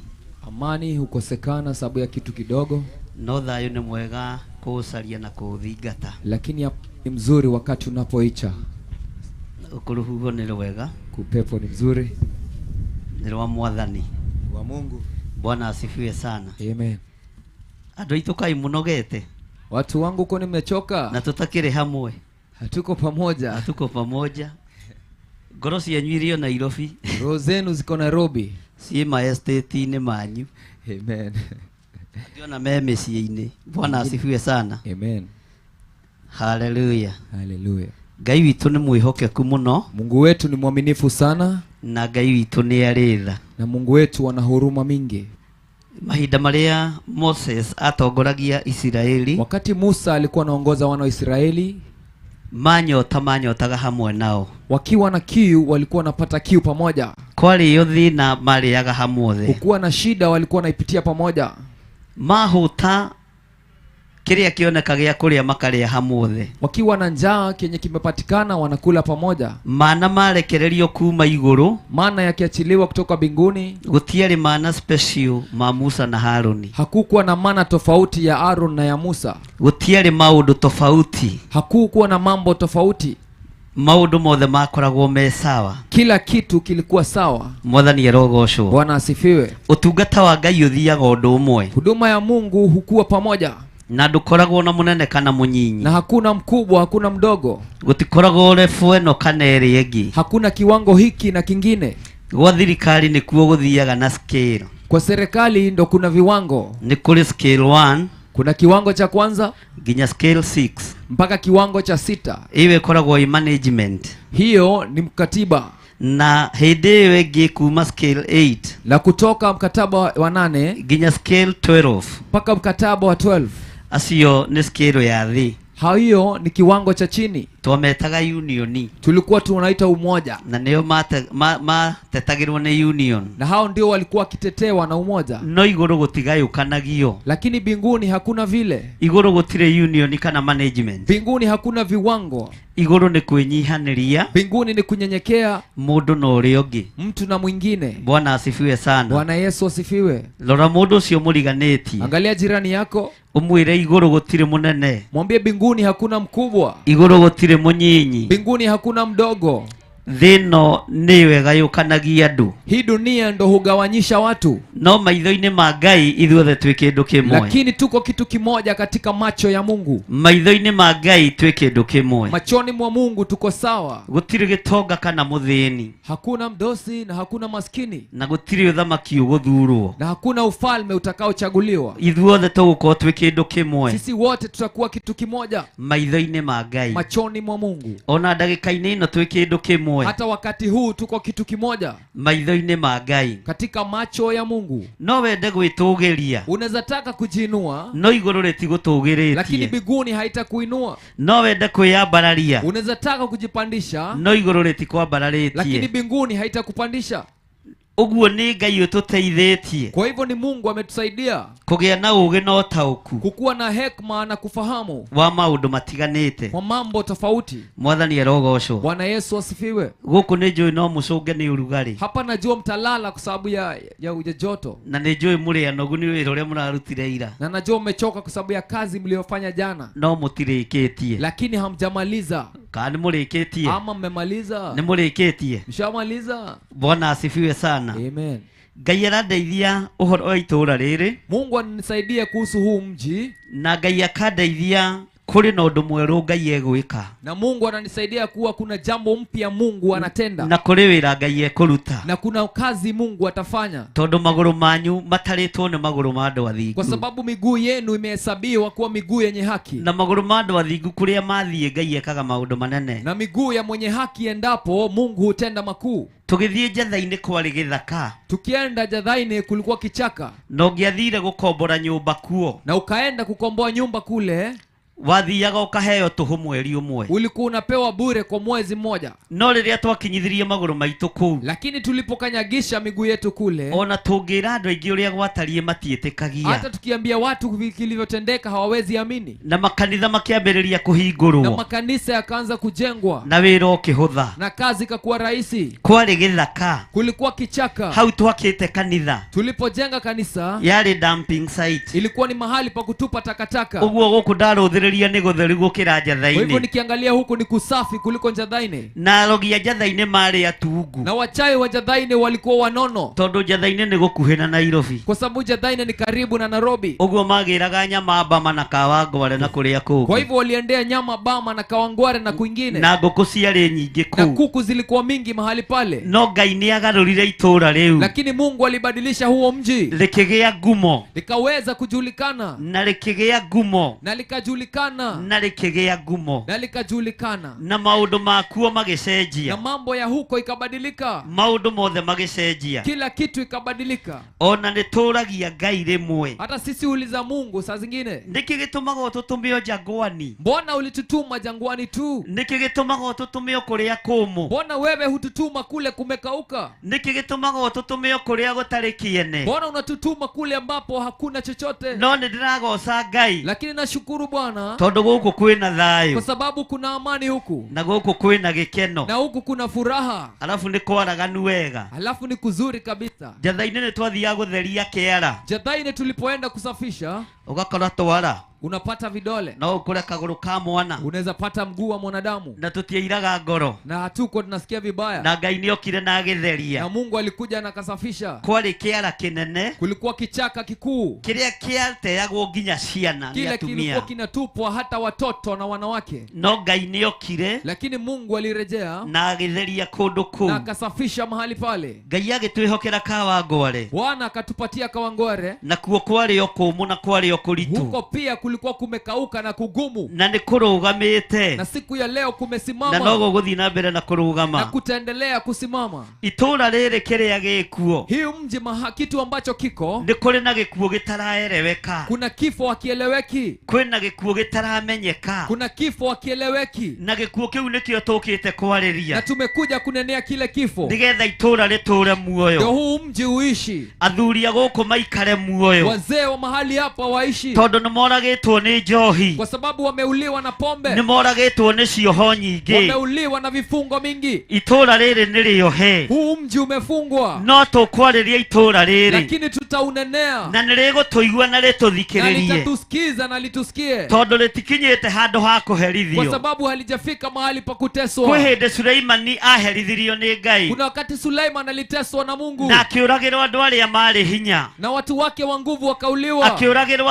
athuri aria mari na cioneki wazee waliokuwa na maono wakauliwa atumia aria mari na hinya makiuragwo wanawake waliokuwa na nguvu wakauliwa tondu ihinda niriakinyite Ngai aherithie kwa Sulaimani sababu wakati ulikuwa umefika wa Mungu wa kutesa Suleiman ihinda niriakinyite wakati ulikuwa umewadia Ngai aherithie Sulaimani Mungu atesa Suleiman nari mundu uria wari mugi muno na alikuwa mtu aliyekuwa na hekima no sana ndataukagwo ni uria gikuo giukaga lakini hakuwa na ufahamu vile kifo inavyokuja ndataukagwo ni uria arume marakua hakuwa na ufahamu vile wanadamu wanavyokufa ndataukagwo ni uria atumia marathira hakuwa na ufahamu vile wanawake wanakufa ciana ciakuraga wasichana watoto ikabuata wakikua njira ya maithe wanafuata njia za mababa tondu zao matiari na maitho kwa sababu hawakuwa na macho ma kiroho macho ya kiroho athuri riria moragitwo itura riri watu ambao wameuliwa katika huu mji na njira ya kiroho na njia ya kiroho na njira ya magongona matoikaine na njia ya madhabahu ambayo haieleweki na riera ritaraereweka uria ritari na mahali ambapo hakueleweki kulivyo. tuoka kwaria muoyo Tumekuja kunena uhai iguru ria athuri a itura juu riri. ya wazee wa huu mji. Tuoka kwaria muoyo Tumekuja kunena uhai iguru ria atumia a itura juu riri. ya wanawake wa huu mji. Tuoka kwaria muoyo Tumekuja kunena uhai iguru ria anake na juu iretu ya vijana na wasichana, ona iguru ria ciana ici hata nyinyi. juu ya watoto wadogo. Gikuo kiria kininaga andu itura riri Kifo kinachomaliza watu katika huu mji. makohwo meciria Wanafungwa kimawazo, ona ngoro ciao igathina hata roho zao zinakuwa nyepesi. kuma ndagika-inĩ ĩno na ithaa Kutoka rĩrĩ. siku wa leo na dakika hii, Roho ũrĩa ũrutĩirwo magongona marĩa marutĩirwo tĩri ũyũ madhabahu yote ambayo ametolewa kwa hii mchanga nĩtũmagarũranĩtie tunayabadilisha na tũkaria hinya wa Ngai. tunanena nguvu za Mungu. Mĩaka ĩngĩ ĩgũka Miaka ingine andũ itakayokuja megũkorwo makĩĩrirĩria gũkũ watu watakuwa na tamani hii tondũ mji, magũrũ ma andũ athingu nĩ kwa makinyangĩte sababu gũkũ. miguu ya watu watakatifu umekanyagisha mahali hapa. Jehova akĩarahũrĩra Suleimani thũ. Yesu akainua maadui kwa Suleiman. Jehova akĩarahũrĩra Suleimani thũ. Yesu akainua maadui kwa Na thũ Suleiman. ĩno yetagwo Ahadadi. Na huyu Hadadi, Thũ ĩno yetagwo Hadadi. huyu adui aliyekuwa anaitwa Hadadi, Na Hadadi ndetigagĩra ũũgĩ wa Suleiman. Hadadi hakuogopa hekima ya Suleiman.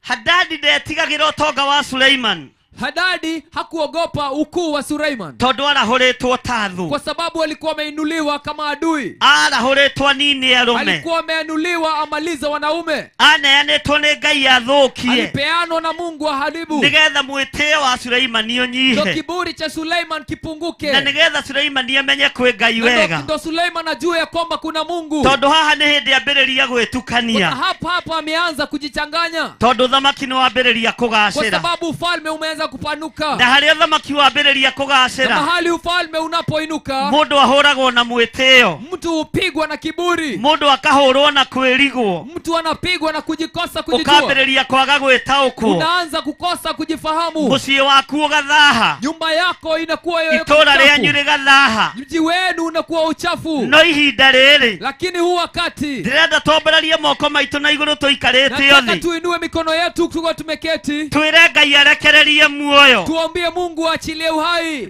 Ngai arekererie muoyo Mungu aachilie uhai thĩinĩ wa itũũra rĩrĩ, katika huu mji, na warie kiugo na unene neno, uge thũ iria seme ciarahũrĩtwo maadui walioinuka cia kũhatĩrĩria wĩra wa Ngai itũũra rĩrĩ kuharibu kazi ya Mungu katika huu mji, nĩ twacikararia. tunazikataza. Gũkũ kwĩna wĩra ũkũrutĩka Huku kuna kazi itafanyika na kwĩna hinya na ũkuonekana. kuna nguvu itaonekana. Ambararia moko maku na igũrũ ũikarĩte thĩ, Inua mikono yako juu kama umeketi, uge Hadadi useme Hadadi nĩwe caitani wa ihinda yeye rĩrĩ, ndo shetani wa huu wakati, na nĩwe ũtũmĩtwo itũũra yeye rĩrĩ. ndo umetumwa katika huu mji. Itũũra rĩrĩ na andũ ũgĩ, Huu mji na watu wenye hekima, no ũgĩ wao nĩ muohe. lakini hekima yao imefungwa. Itũũra rĩrĩ rĩna andũ mena iheo, Huu mji na watu wana vipaji, no iheo ciao nĩ njohe. lakini vipaji zao zimefungwa. Itũũra rĩrĩ rĩna andũ a Ngai, Huu mji na watu wa Mungu, no ũtungata wao ndũroneka, lakini huduma yao yaonekani, tondũ Hadadi e kwa wĩra-inĩ. sababu Hadadi yuko kazini. Hadadi e wĩra-inĩ, Hadadi yuko kazini. Hadadi e wĩra-inĩ. Hadadi yuko kazini. Ugai nĩ twarega roho wa Hadadi, Semeni tumekataa roho ya Hadadi, roho ũrĩa wĩrĩhagĩria roho ambayo ya kujilipishia kũrĩ ũmbi wa Ngai. kule kuja kunyume na mapenzi ya Ngai nĩ Mungu. twarĩria thuri Mungu tumenenea wazee arĩa marĩ itũũra rĩrĩ, wenye huu mji, roho ũrĩa ũrerĩhĩria roho ya kujilipishia wa kuuma kĩhumo kĩao wa kutoka kwa msingi wao, nĩ twaũkararia. tumeukataa. Roho wogo Roho ya uchawi wa Hadadi roho wa Hadadi ũrĩa wanoha thuri, ambao umefunga wazee, ũrĩa wanoha atumia, ule umefunga wanawake, ũrĩa wanoha anake, ule umefunga vijana, ũrĩa wanoha ule airĩtu, umefunga wasichana, magoka magerete o njĩra wanakuja ĩmwe. wamepitia njia moja. Ngai harũrũkia Mungu teremsha hinya na ũhoti nguvu na mamlaka wa ya kũniina kumaliza ũhoti wothe wa kazi Hadadi. zote za Hadadi. Hadadi nĩ gũtũmwo atũmĩtwo Hadadi alikuwa ametumwa nĩ Ngai ni Mungu nĩgetha arahũre ngoro ya Suleimani. akainue roho ya Suleiman. Mũthenya wa ũmũthĩ Siku ya leo nĩ ngwenda ũigue na ũnyite nataka ushike na ufahamu na ũtaũkwo nĩ na wega uweze kutafakari vizuri. Ngai atũtũmĩte gũkũ Mungu ametutuma hapa nĩgetha tũke twarĩrie ili Hadadi tukuje tunenee kĩrĩa Hadadi. tũmĩtwo anine na njohi Kile ndekũnina, ametumwa maliza na pombe hata maliza. kĩrĩa tũmĩtwo kĩohe Kile ndekuoha, amefungwa ametumwa funge haki tondũ itũũra amefungwa. nĩ rĩohore, Kwa sababu huu mji umefunguliwa. itũũra nĩ rĩohore, Huu mji umefunguliwa. andũ a itũũra rĩrĩ nĩ atongu, Watu wa huu atheni Watu wa huu mji sio andå maskini. itora rä ti arä Watu wa huu mji si walevi. andå itora rä ti akaridei Watu wa huu mji si wakaridai. andå itora rä nä a Ngai Watu wa huu mji ni watu wa Mungu. twandikire ya itora rä Tunakiri huu mji rĩothe nĩ rĩkũgarũrũka wote utabadilika. nĩ tũigĩrĩria roho wa Hadadi Tunasemeza roho ya Hadadi. twaregana na roho wa Hadadi Tunakatana na roho ya Hadadi. ũrĩa wanoha anake Ule ambao umefunga vijana. ũrĩa wanoha airĩtu Ule umefunga wasichana. ũrĩa wanoha aciari Ule umefunga wazazi. makagerera bara ĩmwe Wapitie barabara moja. twahingũra itũũra rĩrĩ Tunafungua huu mji. rũirigo rwĩkĩrĩtwo Tunaweka kiwango nĩ thũ na adui. rũirigo rũrũ nĩ twathengia Kiwango cha adui tunakiondoa. thĩinĩ wa rĩtwa rĩa Katika Jesũ jina la Yesu. mwathani arogocwo Bwana Yesu asifiwe. Bwana asifiwe sana Amen. airĩtu a itũũra rĩrĩ Wasichana wa huu mji. airĩtu a itũũra rĩrĩ Wasichana wa huu mji. roho ũrĩa ũrĩho wa kwĩrĩhĩria Roho ya kujilipishia. wa kuma kũrĩ acũcũ Na wao kutoka kwa manyanya zao. magongona marutĩte Hayo madhabahu wametoa. roho ũcio nĩ twaũninĩra rĩera-inĩ Hiyo roho tunaikatalia katika anga. cioho ciothe Vifungo vyote. ciohete itũũra Vimefunga huu mji. nĩ twarĩohora Tunafungulisha. tondũ kwĩ Ngai Kwa sababu kuna Mungu. ũrĩa ũhete Suleimani ambaye alipatia Suleiman ũthamaki ufalme. na Suleimani wa ihinda rĩrĩ Na Suleiman wa huu wakati ndakae kũriganĩrwo hasisahau. etĩĩra Ngai Akikuwa na maringo kwa roho wa Mungu. Hadadi Roho ũkarahũka wa Hadadi utainuka. roho wa Hadadi Roho wa ũkarahũka Hadadi utainuka. roho wa Hadadi Roho ũkarahũka wa Hadadi utainuka. nowe nyihĩria Ngai Lakini ukinyenyekea Mungu. roho wa Hadadi wĩ magũrũ-inĩ Roho wa maku Hadadi uko katika miguu zako. atungatĩria itũũra rĩrĩ rĩothe Na binafsi wote wa mjisikizeni. matikuohwo Hamtafungwa. nĩ roho wa Hadadi Na roho ya Hadadi. Ngai ndekwĩrĩhĩria Mungu hatajilipishia. Ngai ndekwĩrĩhĩria Mungu hatajilipishia. tondũ nĩ abatarĩte ngoro Kwa cianyu sababu anahitaji roho zenu. nĩ abatarĩte meciria manyu Anahitaji mawazo yenu. nĩ mũrĩ na ũũgĩ wa Ngai Uko na hekima ya Mungu. nĩ mũrĩ na ũmenyo wa Ngai Una ufahamu wa Mungu. mũtongorio nĩ kiugo kĩa Ngai Uongozwa na neno la Mungu. we ũikarĩte thĩ Wewe ambaye umeketi. ambararia moko maku na igũrũ Inua mikono yako juu. uge nĩ tuohora Useme tumefungulisha. iheo ciothe Vipawa vyote. iria irahatĩrĩrio nĩ Hadadi ambao vimefinyiliwa na Hadadi. nĩ twakararia Tumekataa. iheo ici Vipawa hizi. kũhatĩrĩrio nĩ Hadadi Kufinyiliwa na Hadadi. iheo cia Hizi airĩtu vipawa za nĩ wasichana. twarega Tumekataa. kũhatĩrĩrio nĩ Hadadi Vifinyiliwe na Hadadi. iheo cia anake Vipawa za vijana.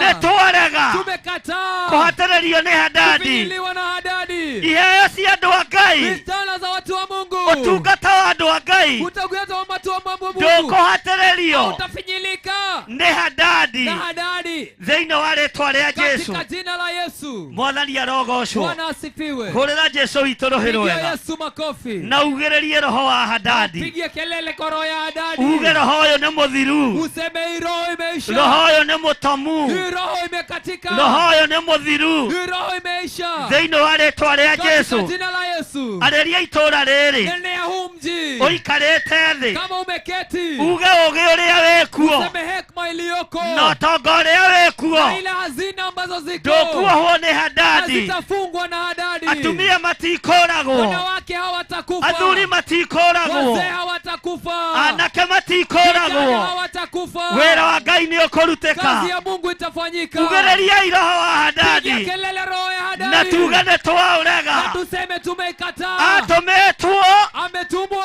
erĩhĩrie Ndo ajilipishie. arĩhĩrie Jehova Alipishie Mungu. harĩ mũndũ ũgwĩtwo Suleimani Kuni Mungu alikuwa anaitwa Suleiman. mwathani Bwana arogocwo asifiwe sana. gũtiramakania Haijalishi. nĩ magongona matariĩ atĩa marutagwo Madhabahu yoyote imeinuka. nĩ magongona matariĩ atĩa marutĩtwo Madhabahu yote imetolewa. no roho wa kwĩrĩhĩria Lakini roho ya kũrĩ kujilipishia. Kwa akristiano Wakristo. nĩ twawoha Tunaufunga. nĩ twawoha Tunaufunga. nĩ twawoha Tunaufunga. twĩ thĩinĩ wa bũrũri wa Tuko Kenya katika Kenya. na Ngai nĩ atũnete Na wathani Mungu ametupa mamlaka moko-inĩ maitũ mikononi mwetu. tuge na bũrũri witũ Tuseme hata kati twarega yetu. roho wa kwĩrĩhĩria Tumekataa roho ya kujilipishia. roho wa Hadadi Roho wa Hadadi. uri orathamaka yule ambaye inatawala nitwaregana naguo tunaukataa leo thĩinĩ wa bũrũri-inĩ katika Kenya, thĩinĩ wa matũũra-inĩ katika miji zetu, thĩinĩ wa mĩciĩ-inĩ katika hiyo nyumba zetu, roho wa kwĩrĩhĩria roho wa kujilipishia nitwaregana naguo tunakataa. ũyũ nĩ roho wa Huu ni Hadadi roho wa Hadadi, no watũmĩtwo nĩ Ngai ulikuwa umetumwa na Mungu kũrĩ mũthamaki Sulaimani kwa mfalme Suleiman, nĩ tondũ nĩ kwa atũgĩrĩte sababu alikuwa nĩ ameinuka, tondũ nĩ agacĩrĩte alikuwa ameinuka, akambĩrĩria kũriganĩrwo nĩ Ngai anaanza kusahau Mungu rũrĩrĩ-inĩ rwitũ katika na andũ-inĩ na aitũ katika watu wetu, roho wa kwĩrĩhĩria roho wa kujilipishia, roho wa Hadadi roho wa Hadadi nĩ twaũrega tunaukataa, nĩ twaũrega tunaukataa, nĩ twaũrega tunaukataa, nĩ twaũrega tunaikataa, nĩ twaũrega tunaikataa, nĩ twarega roho wa Hadadi tunakataa roho wa Hadadi. Ngai ndũgatũrekererie Mungu siachilie moko-inĩ ma Hadadi katika mikono ya Hadadi. ũikarĩte ũthithaitha Ngai Kama pia umeketi ũmwĩre Ngai ndagũthaitha ambie Mungu nakusihi ndũgatũrekererie usiachilie moko-inĩ ma Hadadi mikononi mwa Hadadi, tondũ maiyũrĩtwo nĩ kwa thakame sababu yamejaa damu, maiyũrĩtwo nĩ ũragani yamejaa na uaji, maiyũrĩtwo nĩ kũninana yamejaa na kumaliza. Ngai nĩ twahera Mungu tumekataa. kũrĩa ũngĩtũrekereria Wale ambao unaweza moko-inĩ tuachilia ma Hadadi mikononi mwa Hadadi, tumenyenyekea mbele zako Oh, yeah, before you. na twaomba baraka zako Tunaomba baraka zako, kwa maana wewe ni Tone mwaminifu wewe Ngai mwega, wewe ndiye Mungu wetu wewe Ngai wito, wewe ndiye Mungu wetu wewe Ngai wito, twahoya ũtuohore tunaomba utufungue, twahoya ũtuohore tunaomba utufungue moko-inĩ ma Hadadi kutoka kwa mikono ya Hadadi. Hadadi nĩ egũtũnina Hadadi atatumaliza, Hadadi nĩ ekũnina Hadadi atamaliza kĩrĩa ũhandĩte kile ambacho umepanda, no mũthenya wa ũmũthĩ lakini siku ya leo nĩ twakwĩnyihĩria Ngai tunanyenyekea mbele zako Mungu, ndũgatũrekererie usiachilie moko-inĩ ma kwa Hadadi mikono ya Hadadi, ona nyũmba-inĩ yaku hata katika nyumba yako Ngai ndakarekererie Mungu asiachilie roho wa Hadadi roho wa Hadadi. ni wakati mwema Ni hida rega wa kunyenyekea ya kunyihia mbele zake Mwenyezi Mungu nĩgetha twĩtane ndo tuitane, twĩre Ngai ririkana tuambie Mungu kumbuka, nĩwe waheanĩte wewe ũũgĩ ndiye ulipeana hekima, na rĩu Hadadi nĩ na sasa arahũkĩte Hadadi ameinuka nĩgetha aharaganie aweze kusambaratisha ũũgĩ ũrĩa wĩ waku hekima ambayo ni yako. nĩ twahera Tunakataa, tumũre kanua gaku fungua mdomo wako, uge nĩ twahera useme tumekataa, nĩ twahera tumetubu, ndũgatũrekererie usiachilie moko-inĩ ma Hadadi mikononi mwa Hadadi. athuri aitũ matigũkua Wazee wetu hawatakufa, atumia aitũ matigũkua wanawake wetu hawatakufa, aranake aitũ matiethira vijana hawataisha, airĩtu aitũ matiethira wasichana hawataisha, ciana citũ itiĩkua watoto wetu hawatakufa nĩ tondũ wa kũũragwo nĩ kwa Hadadi sababu ya Hadadi. nĩrĩrauga thutha wakwa Hadadi thikĩrĩria Paza sauti useme Hadadi nĩ sikiza. twamenya mahĩtia maitũ Tumetubu makosa yetu. uga na hinya Hadadi thikĩrĩria Hadadi sikiza. nĩ twataũkwo Tumeweza nĩ ũrĩa kufahamu Ngai arenda vile ambavyo Mungu na nĩ anahitaji, tũkũrũgama na tutasimama mwanya-inĩ katika pengo, ithenya-inĩ kutasimama nĩgetha Ngai ndagagũtũme kũrĩ ndio ithuĩ Mungu asikutume kwetu. twaregana na roho wa ikuũ Tunakataa roho ya kifo, twaregana na roho wa ikuũ tunakataa roho ya ugai na kifo. hinya nĩ twarega Semeni tumekataa, nĩ twarega tumekataa, nĩ twarega tumekataa roho wa Hadadi roho wa Hadadi, roho wa Hadadi roho wa Hadadi, nĩ twaugĩrĩria unausemeza, ũtũmĩtwo ũũke ũtũnine umetuma utumalize, ũtũmĩtwo ũũke ũtũrage umetuma utuue, roho wa Hadadi umagara roho wa Hadadi, roho wa Hadadi thiĩ roho wa Hadadi toka. nĩ tũkwĩnyihĩria Ngai Tumenyenyekea mbele nĩ zako Mungu. tũkwambararia Ngai Oh Mungu Ngai tunakuinua. ũtarĩ hĩndĩ acenjagia Mungu ambaye habadiliki. nĩ twamenya mwĩtĩo witũ Tumejua kiburi chetu. nĩ twamenya kwĩyambararia gwitũ Tumejua kujiinua kwetu. tondũ twĩna nguo cia magarũrĩra Kwa merĩ sababu tuna nguo za mara twĩna mbili. nyũmba cia gũikara Tuna nyumba za kuishi. twariganĩrwo nĩ Ngai Tukasahau na Mungu. nĩkĩo Ngai erekereirie Kwa Hadadi maana Mungu ameachilia Hadadi. oke nĩgetha atũnine Akuja ndio tumalize. no nĩ twarega Lakini tumekataa. nĩ tũkwĩnyihĩria Ngai Tumenyenyekea mbele zako Mungu. nĩ tũkwĩnyihĩria Ngai Tumenyenyekea mbele zako Mungu. Ngai ũtarĩ hĩndĩ Mungu acenjagia ambaye hubadiliki. na Ngai ũtarĩ hĩndĩ agarũrũkaga Mungu ambaye hawezi geuka. itũũra rĩrĩ gutiethira Mji hautaisha. anake matigothira Wanajojana hawataisha. athuri matigothira Wazee hawataisha. atumia matigothira Wanawake hawataisha. ona inyuĩ matigothira Hata nyinyi hamtaisha. nĩtwataũkwo Umeweza kufahamu nĩ waganu witũ mambo ambayo tumeyatenda ũtũmĩte Ngai arekererie thũ ambayo zimefanya Mungu achilie adui. twendwe gwĩtwo Hadadi Huyu adui ambaye Hadadi o kũrĩa ũrĩ ũigue kote ulikosikiza nĩtwagarũrũkĩra Ngai tumegeukia Mungu. hũrĩra Jesũ witũ rũhĩ Pigia rwega Yesu makofi. uge nĩtwagarũrũkĩra Ngai Useme tumegeukia Mungu. uge nĩtwagarũrũkĩra Ngai Tumegeukia Mungu. Ngai nĩtũgũkwĩnyihĩria Mungu tutanyenyekea mbele Ngai zake. nĩtũgũkwambararia Mungu tutakuinua. Ngai nĩtũgũtigana na Mungu mawaganu tutaacha kufanya maovu. nĩgetha ũtwehererie thũ Ndio ĩno tuondolee huyu adui. ĩno ĩnyitĩte rũhiũ rwa Huyu njora adui umeshika upanga. na ndĩramakio nĩ Na kũũragana hajalishi na kuua. ũyũ ndĩramakio nĩ Huyu kũũragana hajalishi na kuua. ũyũ ndĩramakio nĩ Huyu kũninana hajalishi na kumaliza. na arĩ ũthamaki wĩ igũrũ Na wote ufalme ulio ũkĩra juu. wa Suleimani Huo Suleiman. tondũ rũhiũ rwa kũũragana Huu ni upanga wa kumaliza. anengeretwo nĩ Jehova Amepewa na Mungu. anengeretwo nĩ Jehova Amepewa na Mungu. anengeretwo nĩ Jehova Amepewa na Mungu. nĩgetha nini andũ othe aganu Ndio maliza watu waovu. Hadadi ũyũ nengeretwo rũhiũ Hadadi amepatiwa oka upanga. gũtũtiria mĩtwe Kuja kutukata egũkora vichwa. tũturĩtie maru Atapata tumepiga twambararĩtie moko maitũ na igũrũ Tunainua mikono yetu.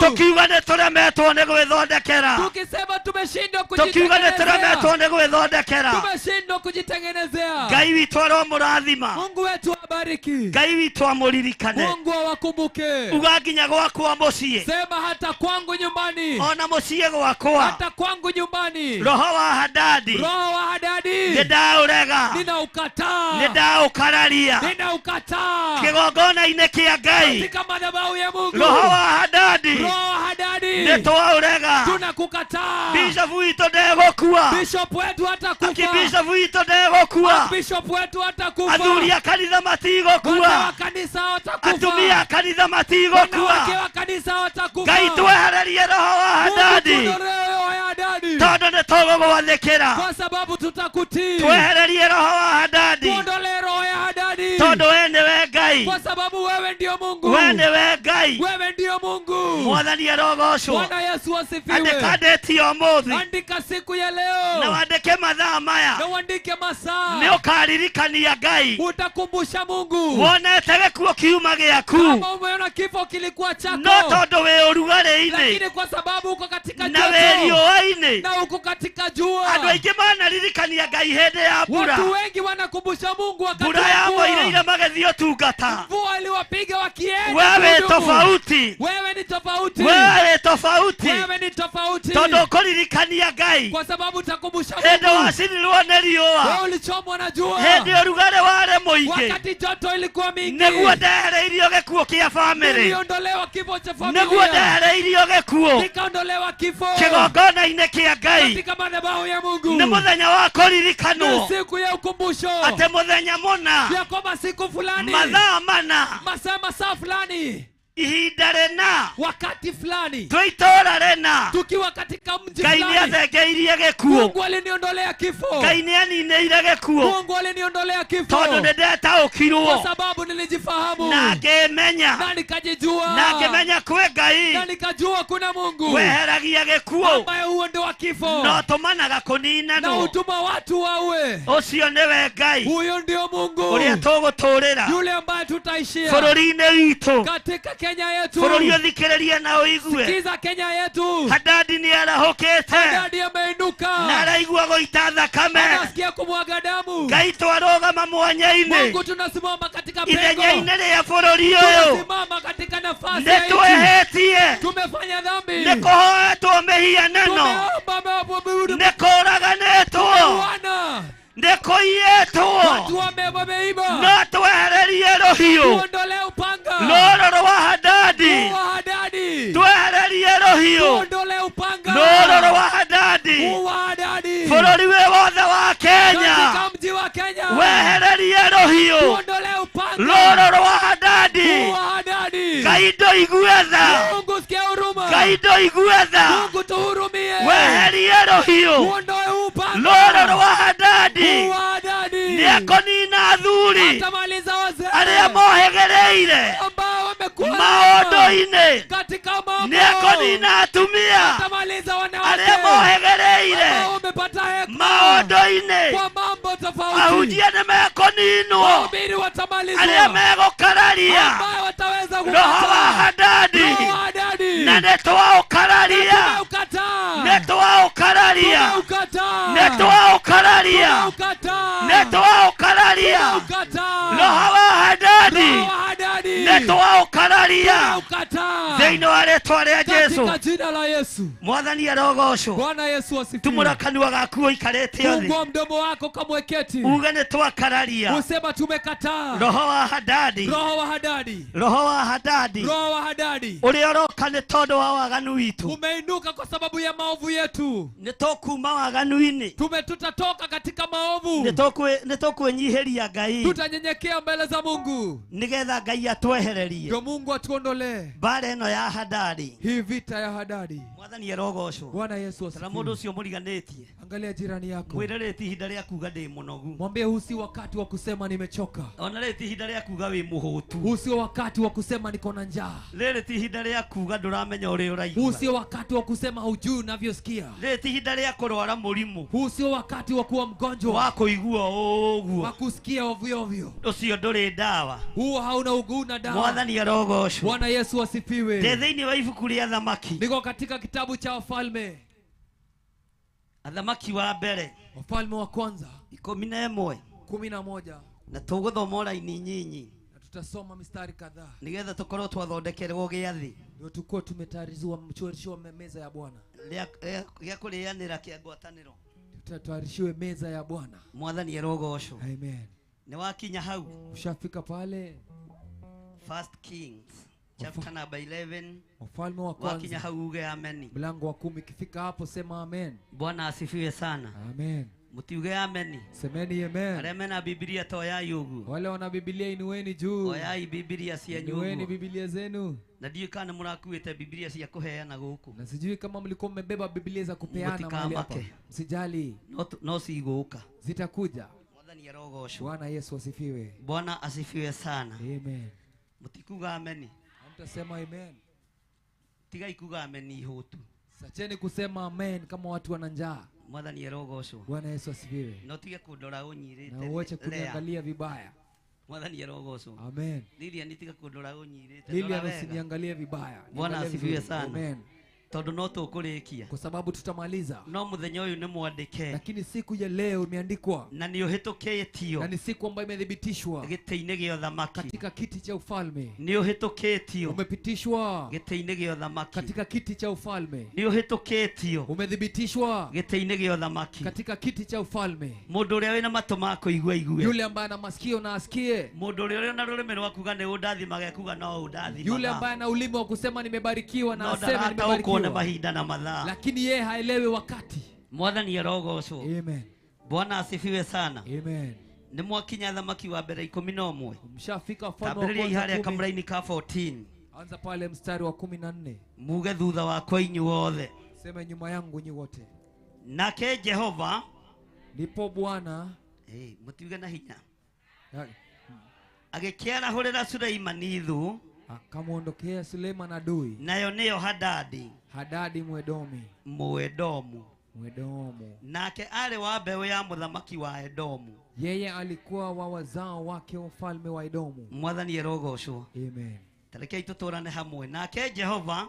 Ndipo Bwana agĩkĩarahũrĩra Suleimani thu. Akamuondoshea Suleiman adui. Nayo nĩyo Hadadi. Na huyo adui ndio Hadadi. Mwedomu. Mwedomu. Nake arĩ wa mbeũ. Yeye walikuwa wa uzao ya mũthamaki wa Edomu. Wake mfalme wa Edomu. Mwathani arogocwo. Bwana Yesu asifiwe. Rũgano rwa mũthamaki wa Edomu nĩ rũĩkaine. Hii hadithi ya mfalme Edomu inajulikana. Nake Hadadi nĩyo ĩkaine. Na Hadadi anajulikana. Narĩo thĩinĩ wa nyũmba-inĩ ĩyo ya mũthamaki wa Edomu. Na alikuwa tu katika ile nyumba ya mfalme Edomu. Ũguo na agĩtuĩka thũ gwĩ Suleiman. Kwa hivyo hataki kuwa adui kwa Suleiman. Thiri ciothe cia ũthamaki nĩ aciũĩ. Alijua siri zote za ufalme. Mwathani yerogocwo. Bwana Yesu asifiwe. Gutingitumwo kihunguyo kuma na kou. Hatuwezi tumwa tu kutoka huko kote. Gikorwo gitumitwo gwaku mucii gitakui. Ile ambacho imetumwa kwako kama haikujui.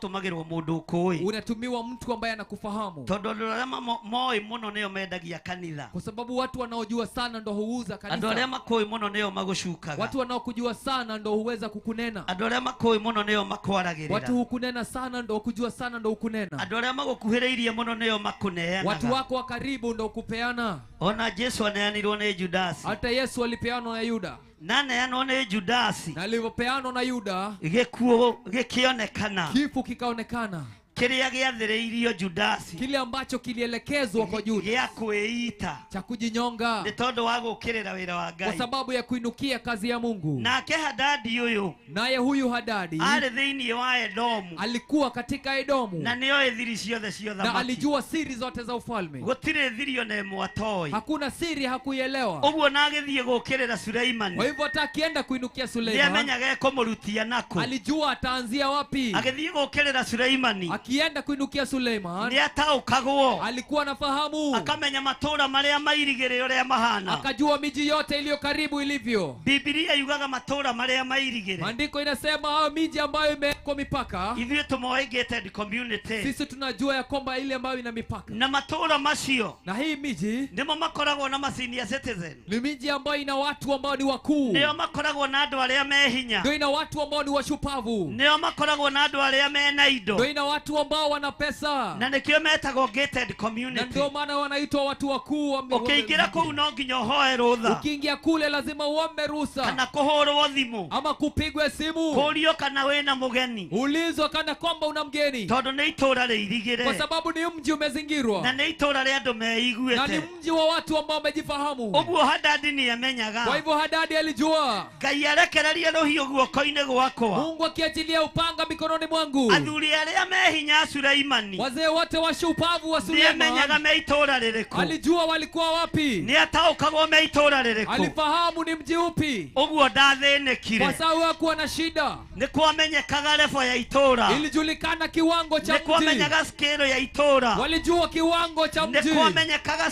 scale ya itura. Walijua kiwango cha mji. Uguo ni amenyaga kwambiriria nako. Kwa hivyo walijua ataanzia wapi. Ona wetho yaku igigwetha. Hata wewe adui wako akitafuta. Nimenyaga haria ngikunyitukiria. Anajua atakako kukupatia. Na niki andu aria 120 maririe. Wale watu 100 iguru ria Danieli. Juu ya Danieli. Makiuga Danieli tungimwetha maundu-ini maitu. Wakasema Danieli tukimtafuta kwa mambo yetu hatutampata. Tutingemuona. Hatutampata. No twamwethera uthingu-ini wa Ngai yake. Lakini tukimtafuta katika utakatifu wa Mungu wake. Hapo tutamkamata. Hau ni tukumunyitokia. Hapo tutamkamata. Uguo niguo kiugo kia Ngai kiugaga. Hivyo ndivyo neno linasema. Nake Hadadi akimenya. Naye Hadadi akajua. Athuri aria mehinya Suleimani. Wazee washupavu wa Suleiman. Kuria mangikorwo mari. Mahali popote walipo. Na kuria mangikorwo marugameire. Na mahali ambapo wamesimamia. Na tondu ni marekereirio moko-ini make. Na kwa sababu waliachiliwa mikononi mwake. Roho ukiambiriria gwetia thakame. Hii roho ikaanza kudai damu. Tondu Ngai ni arakaretio ni Suleimani. Kwa sababu Mungu alikasirishwa na Suleiman. Rekei tutige kurakaria Ngai. Wacha tuache kukasirisha Mungu. Nigetha tutigithukanio na Hadadi. Ndio tuondolewe roho ya Hadadi. Ngai arekagiriria muthiro. Mungu ataleta kumaliza. Ruriri rungimuremera. Watu wakikosa kumtii. Andu othe mangimuremera. Watu wakikosa kutii Mungu. Ngai arahuraga muthamaki wa uragani. Mungu atainua mfalme wa kuua. Ngai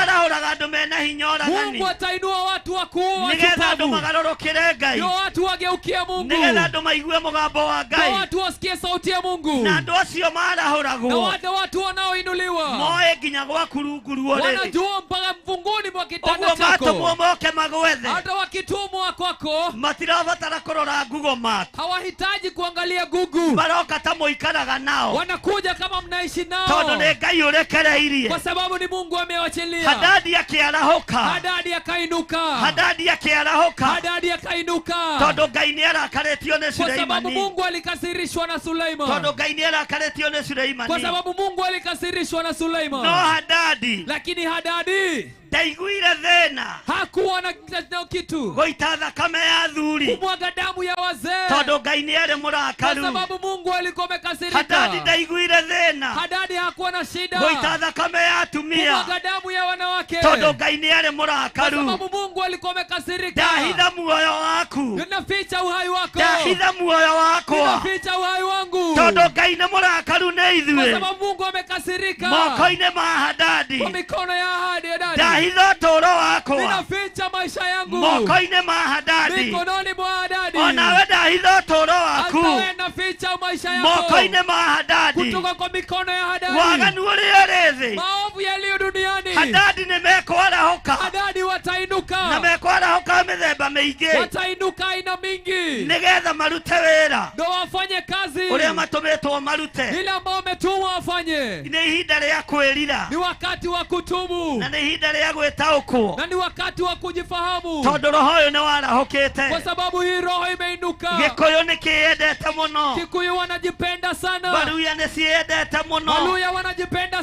Jaluo sana, nĩ ciendete Jaluo mũno, wanajipenda sana, Kalenjin nĩ mendete Kalenjin mũno, wanajipenda sana, Ikamba nĩ rĩendete mũno. Ukamba wanajipenda No sana. ithuothe tũrĩ andũ a Lakini Ngai si wote ni watu wa Mungu, na nĩ ihinda rĩa andũ maigue. na ni wakati watu wasikie. Roho wa Hadadi Roho wa Hadadi warahũkĩire ndũrĩrĩ ciothe. umeinukia kila mahali. Roho wa Hadadi Roho wa Hadadi ũtũmĩtwo thĩ yothe. umetumwa dunia mzima. He hĩndĩ Ngai endeithirie Kuna wakati Mungu na alinisaidia ũhoro wa bũrũri wa Turkey, na una mambo ya taki, na Ngai akĩnjĩra nĩ ũrĩthiĩ na kuo, Mungu akaniambia utaenda huko, na harakinyire handũ ndĩrerira na ilifika mahali kuoya nikasema gũkorwo kwa siku ya mĩoyo ĩno kuwa ĩkuĩte. watu wamekufa. Nĩ niĩ njagĩte gũkinyithia magũrũ kũu. Mimi ndio nimekataa kuenda Kuoya mahali pale. gũkorwo Inaweza kuwa gĩthingithia gĩkĩ kule ambacho tetemeko kĩanina itũũra igima. ambalo lilimaliza nchi Kuoya mzima. gũkorwo nĩ ũthayo wakwa, Inaweza kuwa ni mimi, kuoya gũkorwo nĩ ũgũta inaweza wakwa. kuwa ni mimi mchoyo. No Ngai njĩtĩkĩria, Kwa Mungu nikubalishe, Ngai he ihinda rĩngĩ, Mungu nipatie nafasi no mahe ingine, ihinda rĩngĩ. nipatie nafasi Nĩ ingine. tũgũthiĩ kwanĩrĩra Tutaenda kutangaza, tũmere matigane tuambie wache na ngai cia na mĩhianano, miungu, tondũ no megũthira. kwa sababu wataisha. Ona bũrũri wa Maana Kenya katika nchi ya Kenya mwathiĩ na mbere ukiendelea na ngai cia na mĩhianano, miungu ya no kuchongwa mũkũninwo. utamalizwa. Matũũra-inĩ Katika miji mwathiĩ na mbere ukiendelea na ũmaraya na umalaya na ũici na ũtharia, na wizi na no uchawi mũkũninwo. utamalizwa. Atumia a matũũra Wanawake wa miji mwathiĩ na mbere ukiendelea na kũruta mahu, na kutoa no mimba mũkũninwo. utamalizwa. Tondũ Ngai nĩ Kwa mũrakaru, sababu Mungu amekasirika. Ngai nĩ mũrakaru. Mungu amekasirika. Ĩro ũcio mũriganĩtie, Ngai nĩ Mwambie mũrakaru, jirani yako Mungu amekasirika. Ngai nĩ mũrakaru. Mungu amekasirika. Bũrũri wa Afrika Nchi ya Afrika nĩ ũkũingĩrĩrwo na mũthiro utaingiliwa na ũtekũhota kumalizwa. gwĩtiria. Haitaweza No kustahimili. twagarũrũkĩra Lakini Ngai, tukigeukia Mungu, athamaki maigue wafalme wasikie na mataũkwo, na waweze kufahamu, manĩrĩre matũũra wakiri waseme, na manĩrĩre mabũrũri mao. waseme katika mji Kĩrĩndĩ zao. kĩgarũrũkĩre Ngai. Watu wageukie Mungu. Rũhiũ rwa Hadadi nĩ Upanga rũgũthenga, wa Hadadi utaondoka. rũhiũ rwa Hadadi nĩ rũgũthenga, Upanga wa Hadadi utaondoka. rũhiũ rwa Hadadi nĩ rũgũthenga. Upanga wa Hadadi utaondoka. Nĩ ndamwĩrire Niliwaambia athamaki thĩinĩ wa thĩ wafalme duniani nĩ mekũgayũkana, wataweza tondũ kugeuka. kũrĩ mekũhĩtũkia Kuna wengine watapitisha ihiko cia arũme kwa arũme, watu wazee na kũrĩ kuoga, mekũrega. na kuna watakataa. Nĩ mũkwĩyonera Mutajionea nginya bũrũri-inĩ wa hata Kenya katika nchi ya Kenya ikĩhĩtũkio. wakipitisha. Mũmenye ihinda rĩ hakuhĩ Mtu wakati rĩa umewadia Jesũ kũgĩra wa kanitha. Yesu kukujia Ũrathi kanisa. ũrĩa ũroka Ufunuo ambao unakuja, mũtikahoe ndũgakinye, usiombe usifike, tondũ ũkũninwo ta kwa Uza. sababu utamalizwa Ũrĩa kama Ngai Uza. oigĩte Vile Mungu nĩ amesema, mũgarũrũke inyuĩ, mugeuke nyinyi, mũtigane na mawaganu, muachane na maovu, mũtigane na mehia, muachane na dhambi, nĩgetha rũhiũ rwa Hadadi upanga rũthenge. wa Hadadi uondoke. Tara mũndũ ũcio mũriganĩtie, Angalia jirani yako, ũmwĩre nĩ ũraigua we, mwambie unasikia, mothamaki nĩ megwatũkana, wafalme watatawanyika. mabũrũri nĩmegotigana nchi zitagawanyika tondũ kũrĩ mekũhĩtũkia kwa sababu kuna watapitisha ihiko cia arũme kwa arũme wanaume kwa wanaume nake kuana Ngai akĩrakara na Mungu akakasirika akĩmenya nĩngũcerera Iburahĩmu akajua nitatembelea tondũ Ibrahimu ndĩna ruo rwa kwa Sodomu sababu niko na uchungu wa Sodomu tondũ ndĩna kĩeha gĩa kwa sababu Sodomu niko na huzuni kwa Sodomu nake Iburahĩmu na Ibrahimu arũgamĩte hake